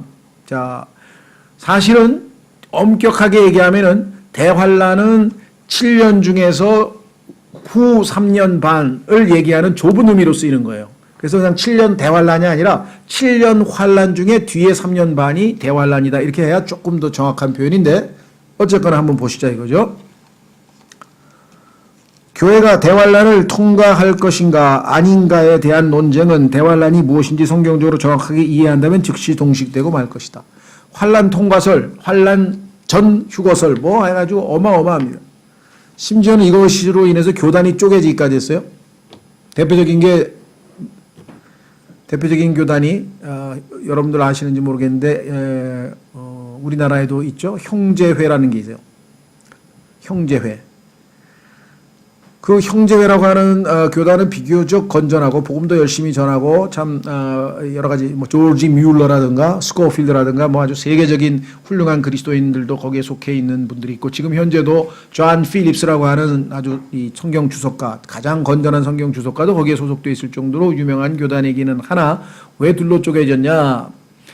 형제회의 최고 리더, 즉 창시자였던 누구야 그 사람? 이름도 잊어버렸네.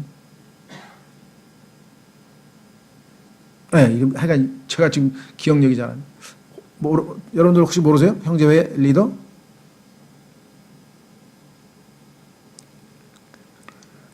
예, 하여간 제가 잊어버렸으니까 다음에 생각날 때 말씀드리고, 하여간 그 밑에 하여간 한 사람이 있었고, 다비구나, 다비. 생각나네. 넬슨 다비. D-A-R-B-Y, 다비. 다비라고 하는 지도자가 있었는데 그 사람이 아주 굉장히 비교적 건전하게 가르쳤고 그 교단에서 배운 사람이 워치만 리예요. 워치만 리가 형제회로부터 성경을 제대로 배웠고 많은 도움을 받았죠. 영국에서 시작됐는데 그런데 문제는 그 밑에 뭐 후계자라고도 할 수도 있고 제2인자라고도 할 수 있고 하여간 뭐 그 제자 중에 존 뉴턴이라는 사람이 있었는데 어느 날 성경을 읽다 보니까 환란이 다 끝난 다음에 성경에 휴거가 나와요. 마태복음 25장에. 그런데 넬슨 다비는 환란 전 휴거, 환란이 시작되기 전에 휴거가 있다고 가르쳤어요. 그래서 이제 존 뉴턴이 아무리 성경을 읽어봐도 환란 이후에 휴거가 있는 거야. 그래서 우리는 잘못 배웠다. 그래서 이제 환란 후 환란 통과서를 가르쳤어요. 교회는 환란을 통과해서 휴거될 것이다라고 가르쳤는데 문제는 어디에 있느냐? 두 사람 다 성경을 정확하게 몰라서 생긴 일이었어요. 아까 얘기했죠? 구약 성도의 부활 또는 휴거가 있고, 부활이 있고, 그 다음에 신약에 있는 그리스도인의 휴거가 있고, 그 다음에 환란 성도의 휴거가 있다 그랬죠. 그런데 넬슨 다비는 교회 시대의 휴거를 보니까 환란 전 휴거야. 맞는 얘기를 했어. 그런데 넬슨 다비가 존 뉴턴이라는 사람이 읽어보니까 휴거가 또 있어서 여기 환란 통과 후 환란 이후에 휴거 있네 하고 성경을 찾아서 설명을 했는데 다비가 답변을 못한 거야. 그것은 교회 시대의 휴거가 아니고 환란 시대의 끝에 있게 된 환란 성도의 휴거다. 유대인들의 휴거다. 이렇게 설명을 했으면은 이야기가 됐을 텐데 본인이 성경 자체를 설명할 수 있는 능력이 없다 보니까 답변을 못하니까 존 뉴턴을 따르는 사람은 성경 구절을 찾는 구절마다 다 환란 휴거 얘기만 찾아줬잖아요. 그러니까 환란 통과하는 거 맞네 이렇게 배우게 된 거예요. 성경 전체를 모르면 그런 일이 벌어지죠. 대표적인 케이스가 뭡니까? 장님 4명이서 코끼리를 한번 이렇게 만져봤는데 어떤 사람은 등짝을 만져가지고 야 코끼리는 그냥 담벼락까지 생겼다 했더니 무슨 소리야 내가 만져보니까 뾰족하게 상아를 만졌어 이 사람은 또 더듬거리다가 상아를 만나니까 코끼리는 뾰족하게 뭐 딱딱하게 생겼다. 어떤 사람은 꼬리를 만들더니 부드럽게 생겼네 이상하네. 그러니까 4명의 장님들이 자기가 만진 코끼리 부위에 대해서 설명을 하면서 코끼리가 이렇다 그랬는데 다 맞는 얘기를 했지만 다 틀린 얘기를 한 거 아니에요. 그렇죠? 성경도 마찬가지예요. 일부 맞는 얘기를 했어. 환란 후 휴거 맞는 얘기야. 그런데 그 시기와 대상이 교회 시대가 아니라 환란 시대에 유대인들에게 해당된다는 그거를 설명을 안 하니까 휴거는 성경에서 3종류가 있는데 첫째 부활은 구약, 신약, 구약성도, 신약성도, 환란성도 이걸 모르니까 신약시대, 교회시대 휴거 한 가지만 알고 그걸 다 적용하려고 그러니까 이상한 얘기가 나와버렸다. 자, 그러면 정확하게 이제 교재로 갑니다. 대환란, Great Tribulation이라는 용어는 주 예수 그리스도께서 하신 말씀들 중에 들어있는데 주님께서는 이 환란의 날은 전무후무한 날이 될 것이라고 마태복음 24장 21절에 말씀을 했는데 이 대환란은 유대인의 경륜에 속한 것으로 즉 교회 시대와 아무 상관이 없고요. 유대인과 관련된 것인데 예레미야 30장 7절에서 이스라엘의 또 다른 이름인 야곱이란 말을 써서 야곱의 고난의 때라고 정확하게 용어가 나와 있어요. Jacob's trouble. 자, 그 다음에 이 심판의 때에 주어진 세 번째 이름. 그러니까 대환란. 그 다음에 예수님이 사용한 용어는 대환란. 그 다음에 예레미야에는 야곱의 고난. 그 다음에 다니엘서에서는 다니엘의 70째 주. 이렇게 써 있어요. 그러니까 똑같은 한 7년의 기간을 두고 세 가지 용어가 동시에 사용되었다. 라는 사실을 알고 계셔야 되겠죠. 이거 서로 또 다른 것처럼 오해하면 큰일 나요. 성경에는 모든 인류가 세 그룹으로 분명히 분류되어 있다. 이것을 잘 알아야 성경을 해석할 수 있죠. 성경의 기록 대상에는 자 보세요.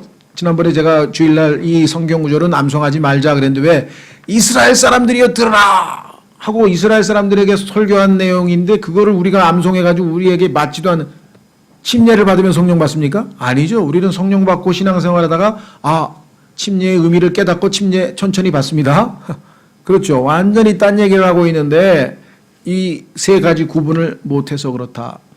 성경 첫째 그룹은 유대인이다. 이들은 아브라함, 이삭, 야곱의 후손들이다. 둘째 그룹은 이방인이다. 이들은 유대인 이외의 모든 인간을 다 포함한다. 전 세계 UN 가입 국가 중에 뭐 300개면 300개 민족들이 많죠. 다음 세 번째 그룹은 하나님의 교회. 1번 첫째 그룹에 속하든 둘째 그룹에 속하든 예수 그리스도를 믿고 거듭난 하나님의 자녀들의 모임, 거듭난 교회. 그래서 하나님의 교회라고 했어요. 그러니까 이 땅에 태어난 모든 인간은 적어도 세 그룹 중에 하나에 자동적으로 속하게 돼 있죠.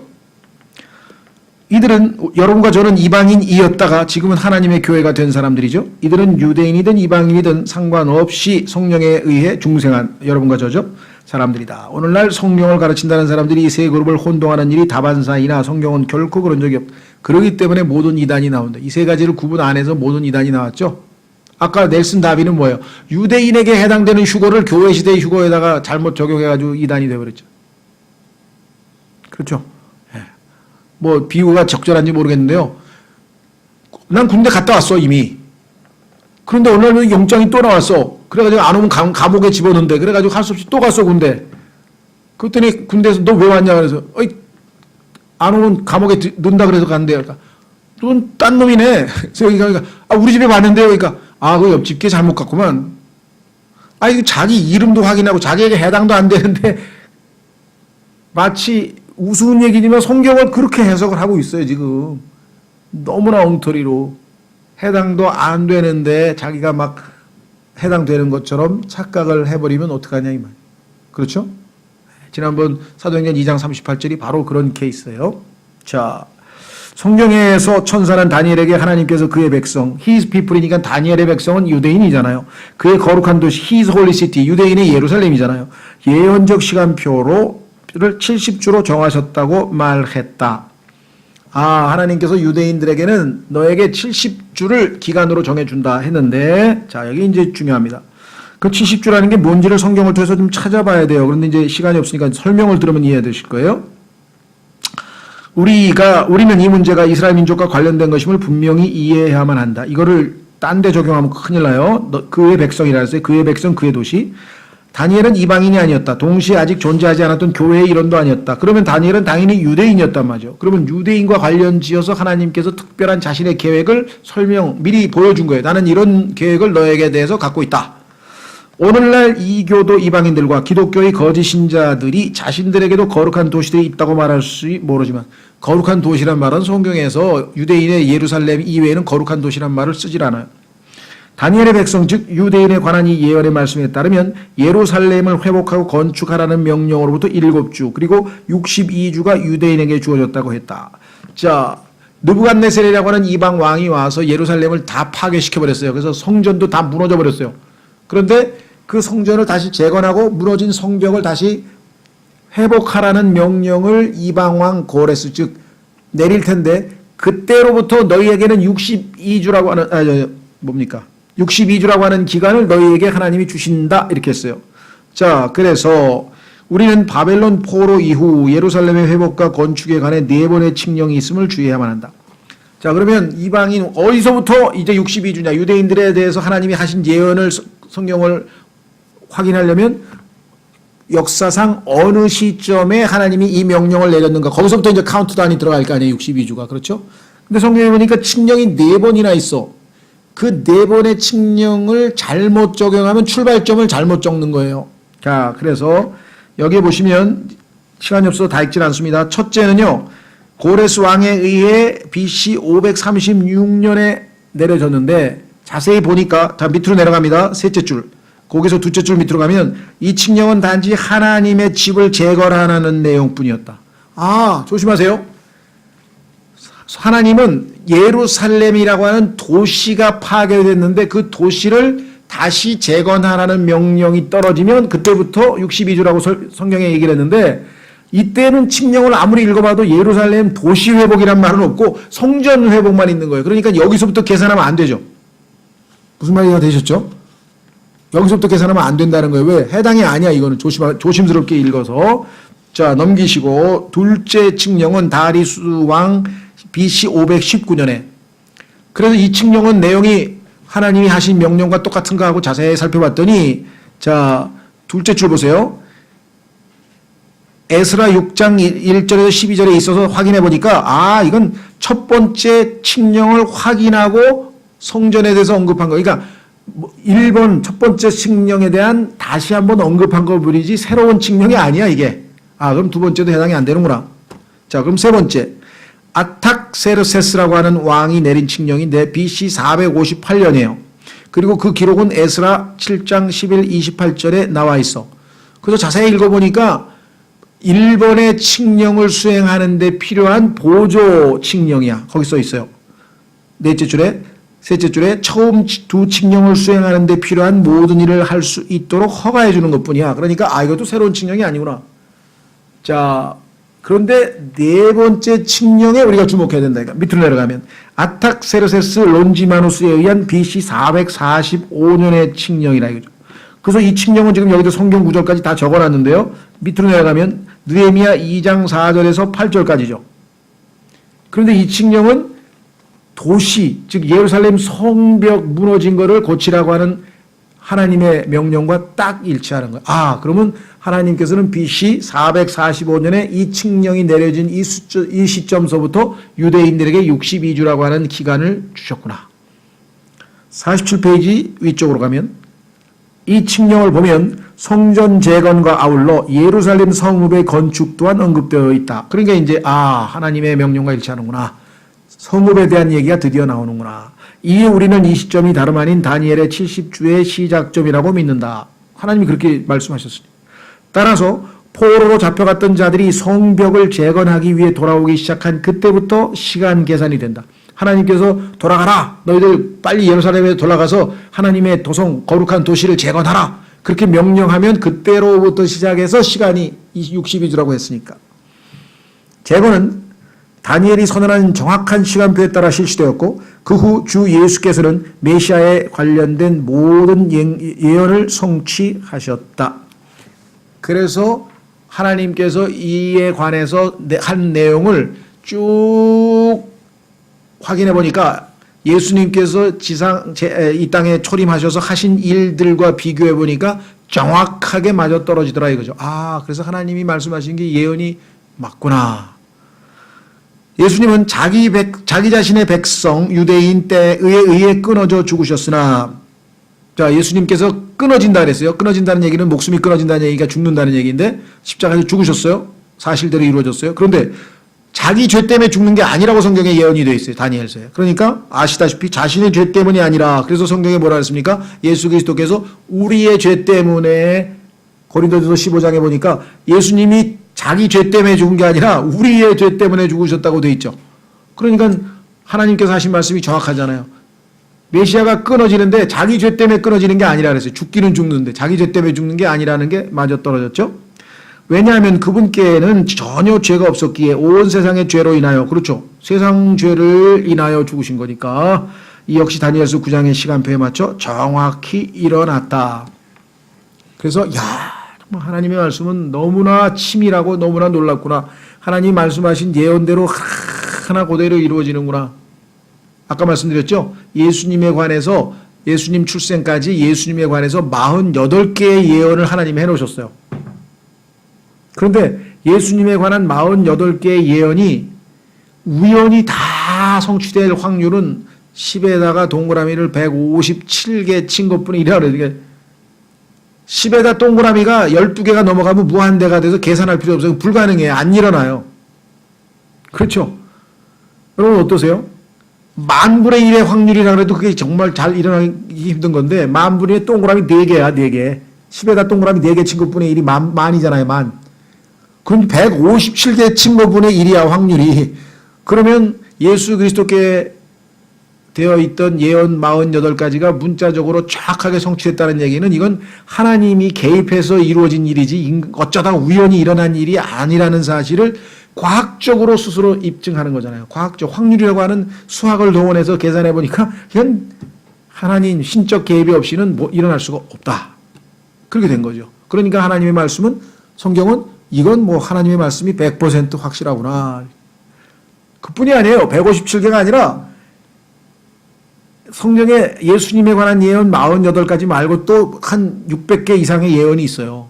그럼 그 예언이 앞으로 이제 이루어질 예언 500개를 포함해서 초림까지 약 300개. 그러면 그 300개, 500개 다 해서 완전히 다 이루어지려면은 10의 동그라미를 895개를 친 것뿐이 아니라 아예 생각도 안 해야 되는, 그러니까 성경은 절대로 우연히 기록될 수가 없는, 하나님이 직접 다 미래를 아시고 과거 현재 미래를 아시는 전능하신 분이 기록한 책이라는 것이 입증이 되어 있어요, 수학적으로. 자, 그래서 여기서 말하는 주라고 하는 것은 위크죠, 일주일.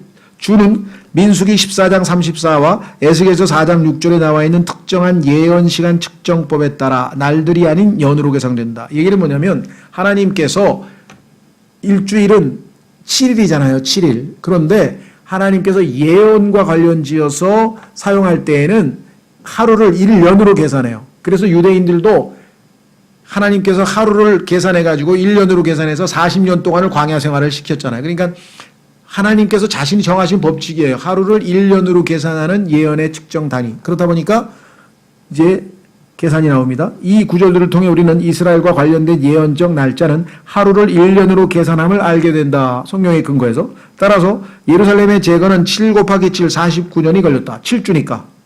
그 다음에 이 재건의 완성으로부터 그리스도의 십자가 사건까지는 434년이다. 왜냐하면 그 7 곱하기 계산하면 되죠. 자, 영국의 그리스도인들 중에 로버트 앤더슨이라고 하는 그리스도인이 있는데 이분이 Coming Prince, 오실 통치자라는 책을 썼어요. 그런데 그 책 내용과 그 다음에 그 책 내용을 근거로 또 클래런스 라키라고 하는 세대적 진리라고 하는 책을 쓰신 분이 다니엘서라고 하는 주석을 썼는데 거기에 보니까 이 다니엘에게 하나님이 약속하신 70째 주를 수학적으로 잘 계산해서 설명을 했습니다. 자, 여기 보세요. 밑에서 두째 주. 앤더슨은 이 기간을 정확한 날들로 계산해냈다. 자, 483년 곱하기 360. 365일 아니고 360이냐. 성경에서는 하루가 30일이기 때문에 1년이 360일이에요. 오늘날처럼 우리처럼 365일이 아니에요. 성경의 1년은. 자, 그래서 69주, 483년은 총 17만 3,880일이 된다. 만약 우리가 BC 445년 3월 14일, 이때 이제 칙령이 나왔으니까를 계산으로 시작한다면 AD 32년, 즉 예수님께서 십자가에서 죽으신 날이 계산이 나와 4월 6일에 69주가 끝나게 된다. 그러면 69주 후에 예수님이 십자가에서 끊어진다. 죽는다는 예언이 나와 있으니까. 이날은 예수님께서 예루살렘 성으로 승리의 입성을 하신 바로 그날. 그렇죠? 예.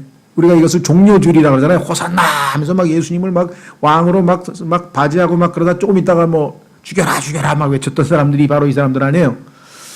주께서 하신 다음의 말씀이 얼마나 암시적인지 보라.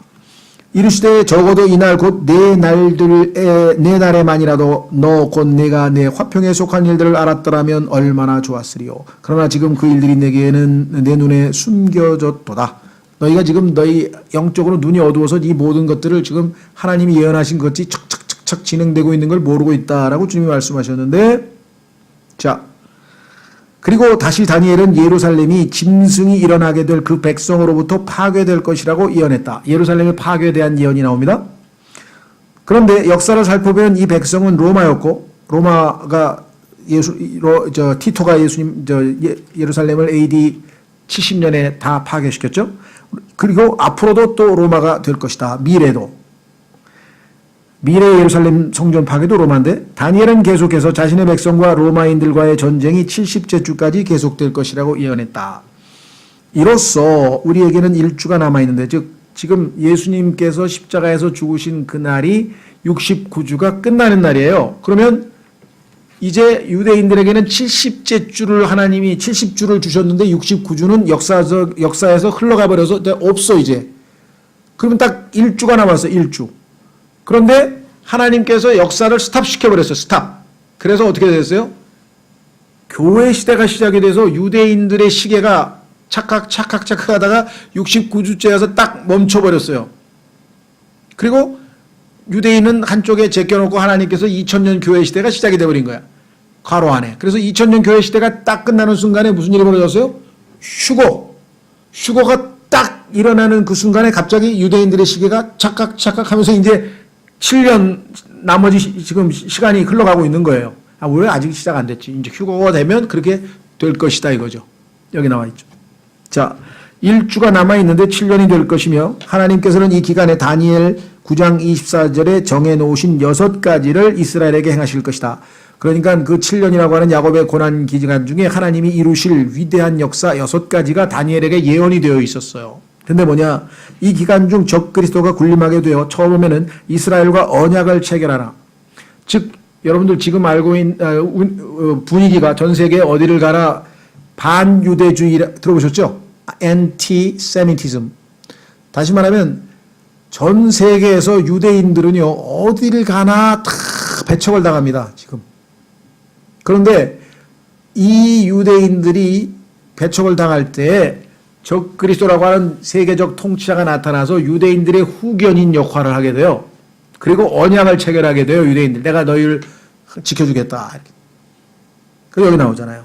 근데 사실은 그게 속임수였어요. 3년 반까지는 잘 지키는 것 같더니 갑자기 3년 반 되는 순간에 내가 하나님이니까 너는 나를 경배하라 하면서 갑자기 자기가 우상 숭배를 하려고 하는 거예요. 적그리스도가. 여기 나와 있죠. 자, 그래서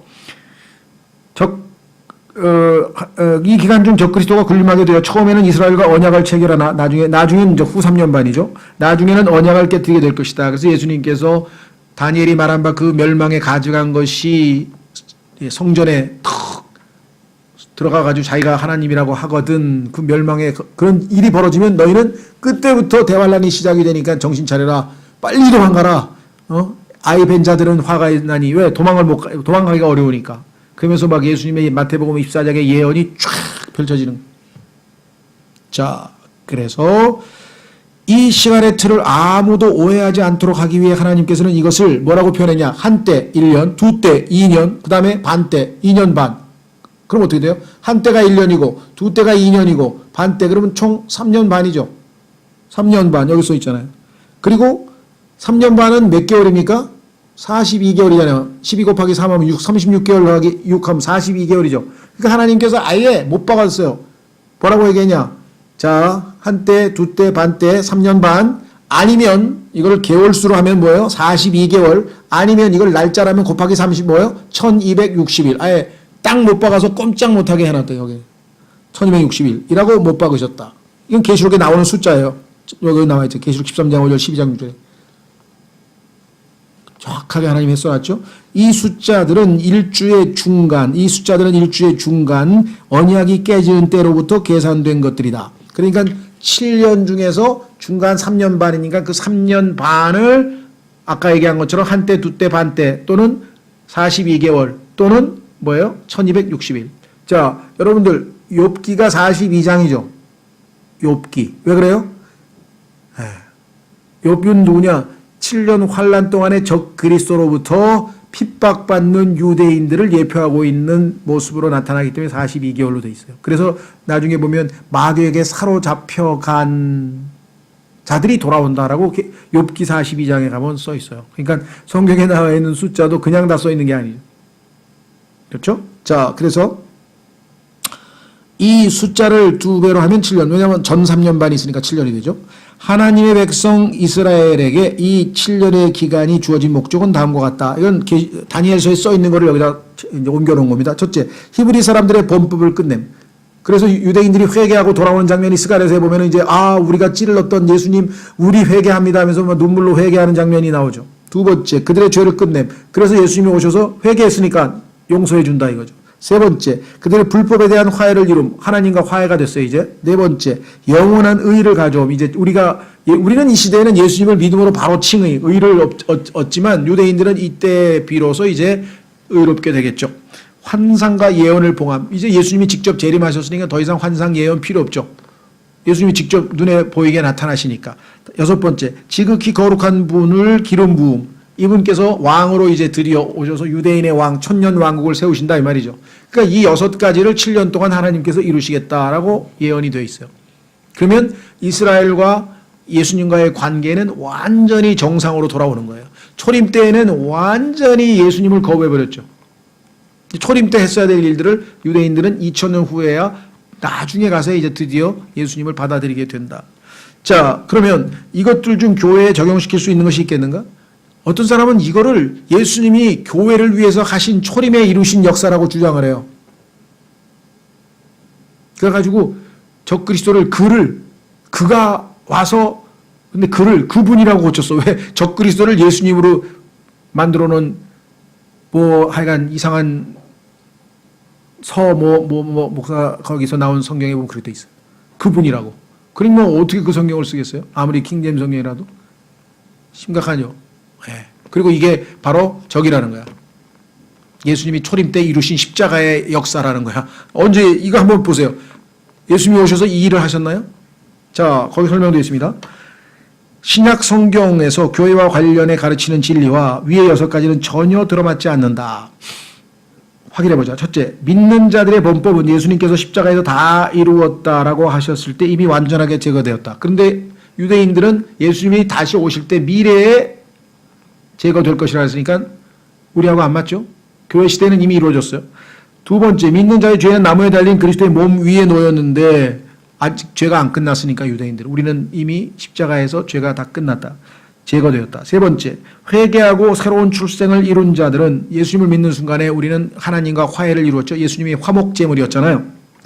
그런데 아직 화목을 안 했어. 유대인과 하나님 사이에는 아직 화목이 안 이루어졌어. 주님이 오셔야 이루어질 일이야. 네 번째, 영원한 의는 중생의 순간에 교회 시대에 믿는 자에게 주어졌다. 그래서 우리는 칭의, 의롭다함을 얻었잖아 이미. 예수님이 우리의 의가 되셨다고 고린도전서 1장 30절에 말씀했다. 다섯 번째, 구약의 기록 가운데는 신약교회를 직접적으로 제시하는 환상이나 예언이 없다. 그래서 구약시대에는 신약교회에 대한 것들은 나중에 바울을 통해서 에베소서에서 계시하셨죠.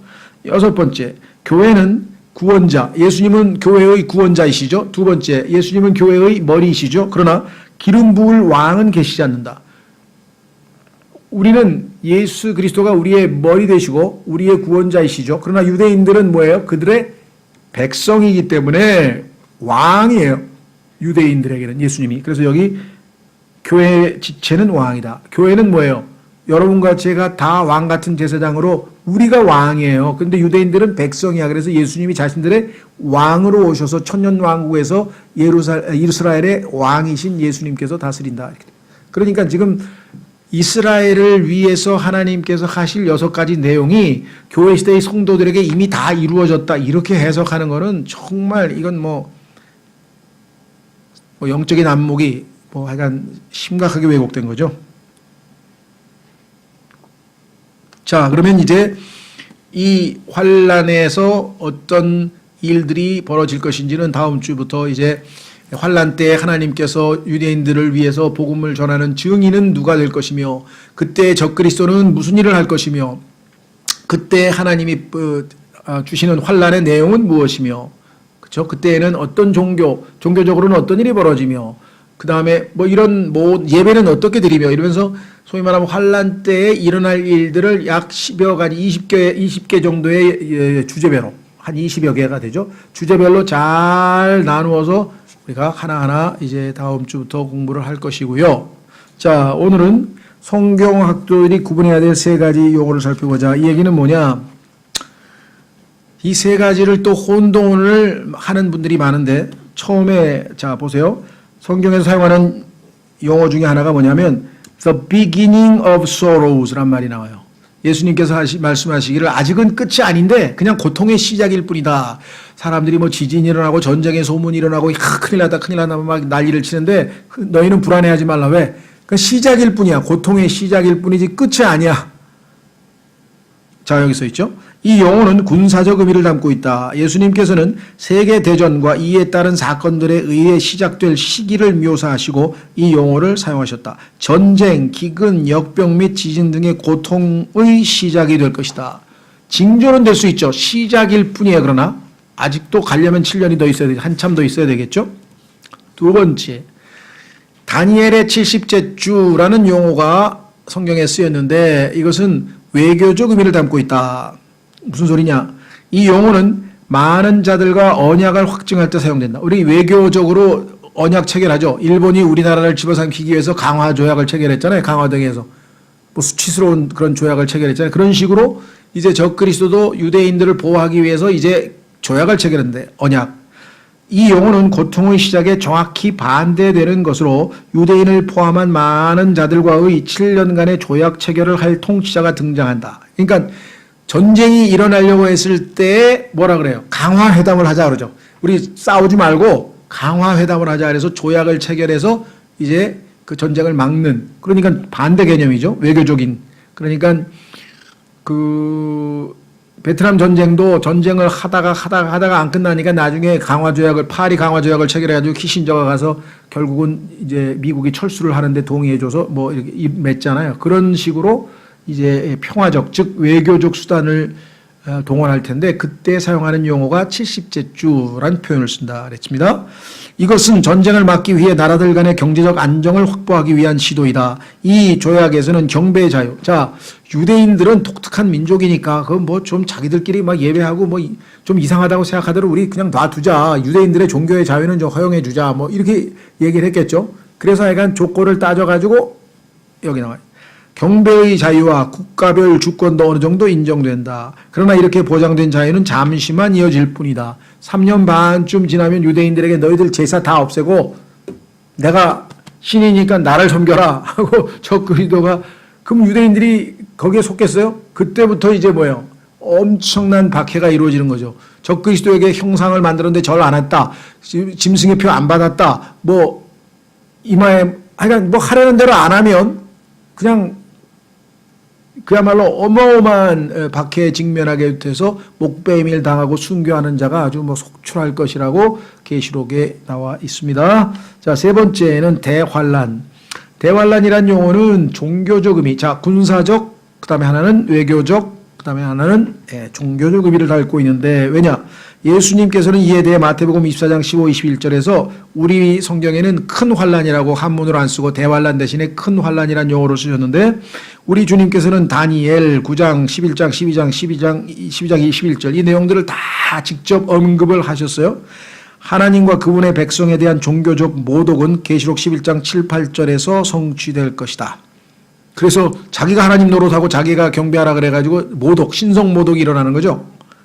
성전 경배와 조약에 의해 보장되던 3년 반 기간의 증인의 사역이 주중에 중단될 것이다.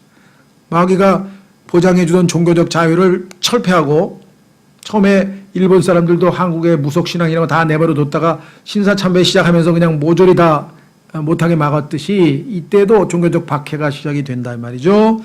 이와 같은 행위에 대해 하나님의 진노가 터져 대환란은 시작된다. 그렇습니다.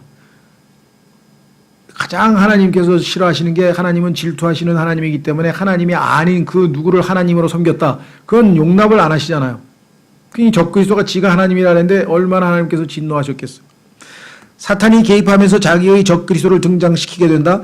마태복음 24장에서 대환란에 대해 when 뭐뭐 할 때, then 그때, 21절에 then 그때 이렇게 정확하게 때를 언급하는 표현들이 반복되어지는 것을 주목하라. 대환란의 시작은 이 행위가 시작되는 순간 적그리스도가 거룩한 것의 모습을 드러낼 때, 그래서 멸망에 가증한 것이 보좌 위에 앉거든 이때가 바로 그때인 줄 알아라 하고 예수님께서 정확하게 지적까지 해주셨죠. 이 행동이 시작되기 전에 일어날 것은 성경적으로 보자면 고통의 시작에 속할지는 모르나. 그러니까 전 3년 반은 아직 대환란이 아니다 이 말이죠. 그냥 고통의 시작, 전조 현상. 그렇죠? 진짜 대환란은 3년 반 나머지 적그리스도가 등장해서 자기가 하나님이라고 자기를 드러내는 순간부터 시작이 된다 그랬습니다. 그래서 대환란의 일부는 아니다. 대환란의 전조 현상에 불과하다. 자, 그러면 마지막 주를 읽고 마치겠습니다. 주 20세기가 끝날 무렵, 여러분들 세기말적 현상이라 그래가지고 뭐 밀레니엄이 어쩌고 저쩌고 하면서 그때 막 온통 난리법석을 쳤는데 그 중에 하나가 또 Y2K라는 게 있었잖아요.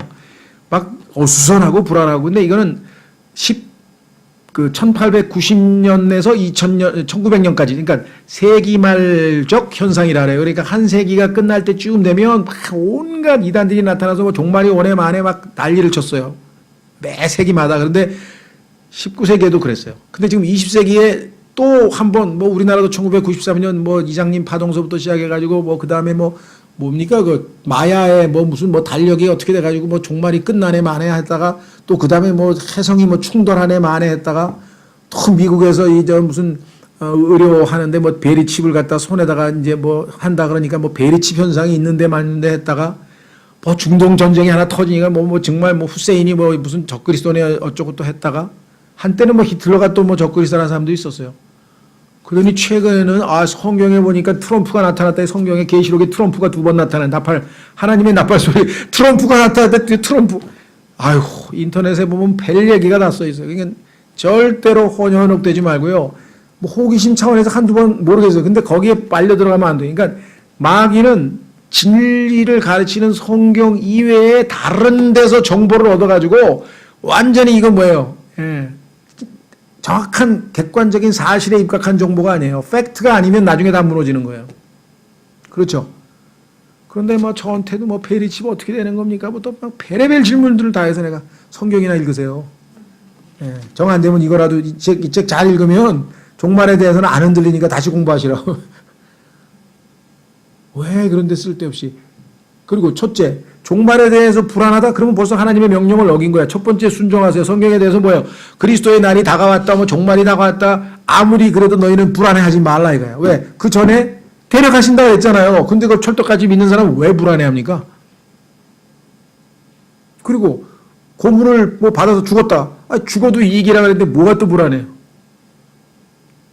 뭐 김정일이 쏨, 뭐 김정은이가 쏨은 어때? 차라리 뭐 이건 그런 얘기 할 건 아니지만 오프 더 레코드로 차라리 쏘면 그냥 다 같이 빨리 가면 주님 품으로 가면 더 좋겠어. 난 그래서 하나님 오늘 좀 쏘면 안 될까? 아침에 일어날 때 기도할 때 아유 하나님 오늘도 살아있네요. 아이고, 힘든데 오늘 어떻게 살지? 하나님 도와주세요 하고 기도는 하지만 밤에 잘 때 밤사이에 제발 눈 뜨면 새 예루살렘이면 좋겠어요. 그 얼마나 간절하게 기도하는지 몰라요. 이제. 여러분들 나는 지금 장가도 안 가고 시집도 안 가고 쌩쌩 아이고 형제님이 할 거 다 하고 이제 늙어가지고 뭐 빨리 가는 게 좋을지 모르지만 그렇게 생각하실 분도 계시겠지. 뭐 이해는 해요. 그렇죠. 이 땅에서는 아직 주님 섬길 기회가 더 있어야 되는데 뭐 그거는 이해는 하지만 그러나 솔직히 얘기해가지고 이 땅에 이거하고는 차원이 다른 세상인데 바울은 뭐라 그랬어요? 2번이나. 난 솔직히 얘기해서 주님 품에 가고 싶어. 근데 하나님이 너희들 믿음 좀 세워주라고 성경 가르치고 돌보라고 할 수 없이 여기 있는다. 그렇게 얘기했잖아요. 그죠? 그 바울은 항상 뭐예요? 거기 가고 싶어 하는 거예요. 바울이 딱 죽었어. 그래서 하늘에 갔어. 근데 하나님께서 필요해서 다시 살려놨어. 그때 바울이 어떻게 했어요? 다시 그 돌로 얻어맞은 데 가서 또 죽으러 또 가잖아요. 사도행전에 보면. 왜? 눈 뜨기 전에 정말 엄청난 좋은 데 있었는데 깨보니까 이게 또 살았어. 아니야, 나 여기 있고 싶지 않아. 그래 도로 갔어요. 인간적으로 이해가 될 것 같아요. 그죠? 네. 자, 어쨌거나 그래서 이런 현상에 대해서 절대로 흔들리지 마시고요. 한번 읽어보겠습니다. 이건 지난 얘기입니다. 20세기 끝날 무렵에 엄청나게 하여간 이단들이 창궐 했었죠. 지금은 이제 2017년쯤 됐는데 모르겠어요. 또 뭐 언제 뭐 어떤 분들은 또 인터넷에 보니까 뭐 해성인가 뭐가 또 뭐 일직선으로 서가지고 뭐 곧 뭔 일이 벌어진다고 또 그러대. 근데 그건 지금 지난 100년 동안 매번 셀 수도 없이 많이 나온 얘기거든. 성경 이외의 것은 믿지 마세요. 하나님은 성경을 기록하신 분이고 성경에다 약속하신 것을 우리가 굳게 붙들어야 되겠죠. 자, 마무리 짓겠습니다. 20세기가 끝날 무렵 약 30년간 상당히 건전한 근본주의 저자들이 휴거의 시점에 대해 자신들의 주장을 알려야 한다는 압박을 받았고, 형제님 휴거 언제 일어납니까? 뭐 2000년 교회에서 다 끝난 것 같아요. 보니까 뭐 징조들도 마저 떨어져요. 뭐 저쪽 하면서 계속 휴거가 언제 일어나냐고 하니까 성경에서는 아버지도 모르고 아들도 모르고 그건 시점은 모른다고 신경 쓰지 말라 그랬는데도 자꾸만 신경을 쓰니까 할 수 없이 이들은 2000년과 관련해서 그들의 날짜 계산을 했다. 근거는 뭐냐? 성경에 보니까 예수님께서 셋째 날 오신다 그랬다. 엿새 후에 오신다 그랬다. 그러면 2000년. 그러면 지금 인류 역사 6000년 됐으니까 일곱째 날 맞네. 예수님 돌아가신 지 2000년 됐어. 그러면 맞네. 그래서 그 날짜 계산을 성경을 근거로 해서 막 추정을 했는데 아까도 얘기했지만 1년은 365일, 360일서부터 다르고요. 지금 가지고 있는 달력이 성경에서 말씀하시는 달력과도 안 맞아요. 그러니까 하나님께서는 인간은 더 이상 날짜를 계산하지 못하게 했고 예수님은 아들도 모른다고까지 성경에 얘기를 했어요. 그 예수님도 아들도 모른다고까지 했는데 왜 자꾸만 몇 년에 오신다고 몇 년에 오신다고 왜 계산하고 있는 거예요? 속는 거죠. 시간 다 빼고 에너지 다 빼고 신앙생활은 하나님 말씀을 읽고 주님이 반드시 만날 때 내가 주님을 위해서 뭔가 기쁘시게 하는 일을 한 개라도 해놓고 주님을 뵙는 게, 또 주님을 조금이라도 더 닮은 상태에서 뵙는 게 우리가 가야 할 본질적인 거지, 시간 계산해서 그 날짜 맞춰서 어떡하겠다는 거예요. 자, 이런 짓만 안 했더라면 비교적 건전한 분들이었는데 안타깝다 이 말이죠. 그들이 추정한 날들이 지나가 버렸건만 자신들의 어리석음에 대해 회개하고 사과하는 대신 교회가 환란의 절반 앞부분을 통과하게 된다며 교리를 타협하고 말았다. 이 지방교회라고 하는 데서도요, 비교적 건전한 교리도 없는 건 아닌데, 이 종말에 관해서는 사내아이, 즉 교회가 전반부 환란을 통과해서 후, 즉 3년 반은 환란을 교회는 통과하고, 그 다음에 사내아이는 휴거되고, 그렇지 못한 사람은 또 환란을 통과하고 해서 지금 종말론에 관한 아주 잘못된 교리를 가르쳤죠. 2000년이 다가오자 일부는 조심스럽게 포장된 표현을 사용하면서 후천년적 입장으로 교리를 바꿔버렸다. 아, 예수님이 1000년 전에 오는 게 아니라 인간의 노력으로 천년왕국을 만든 다음에 예수님이 그냥 등장해서 등극만 하시면 되는가 보다. 그게 가톨릭에서 가르치는 후천년설인데 교리를 아예 바꿔버린 사람도 있어요. 진리를 던져버린 사람. 날짜를 잘못 정한 것에 대해서는 전혀 회개치 않는 것은 물론이다. 따라서 종말에 관한 날짜 계산하는 어리석음에 빠지지 마시고, 날짜 계산하는 사람이 있으면은요, 차라리 계시록을 더 부지런히 읽고 소망 가운데 주님을 기다리시라, 이렇게 권면하시는 게 좋을 것 같습니다. 자, 그래서 다음 시간에는요, 미리 제일 좋은 방법은 13, 13 이렇게 2개 또는 3개 이렇게 할 텐데, 우리가 시간 구분을 잘 해서 미리 한번 읽으면서 제일 좋은 방법은 거기에 나와 있는 성경 구절을 미리 한번 찾아서 읽어오는 게 좋아요. 사실은 여기서 확인했으면 딱 좋겠는데 그거 다 찾아 읽다가는 도저히 그 진도를 맞출 수가 없어서, 여러분들이 제일 중요한 건 성경을 직접 찾아서 읽는 거거든요. 혹시 필요하신 분은 아마 별책 부록이 저기 있을 텐데, 여기에 나와 있는 성경 구절을 찾는데 시간이 너무 많이 걸릴 거, 사실은 뭐 한 챕터씩 찾으면 걸리지도 않아요. 그래서 옛날에는 이 책을 읽는 분들을 위해서 여기 나와 있는 성경 구절을 다 찾아서 아예 성경을 찾아놓은 소책자가 있어요. 그렇게 별책 부록까지 만들어 놨는데, 이거는 지금 한꺼번에 다 읽는 게 아니라 여러분이 한 챕터 한 챕터 읽기 때문에 성경 구절이 그렇게 많지는 않거든요. 그래서 성경을 찾아서 아, 이게 성경이 이렇게 돼 있어서 이거 얘기하는구나 하고 확인하는 게 좋습니다. 아, 예수님이 그때 큰 환란이 있으리니 아, 이거 말씀하신 거 맞네. 마태복음 24장 이렇게 해서 찾아서 확인해 주시면 고맙겠습니다. 예, 그래야 진정한 공부가 되죠. 여기서 시간적으로 성경을 다 찾지 못한다, 이렇게 말씀. 예, 오늘은 여기까지 하고 다음 주에 계속 이어가겠습니다.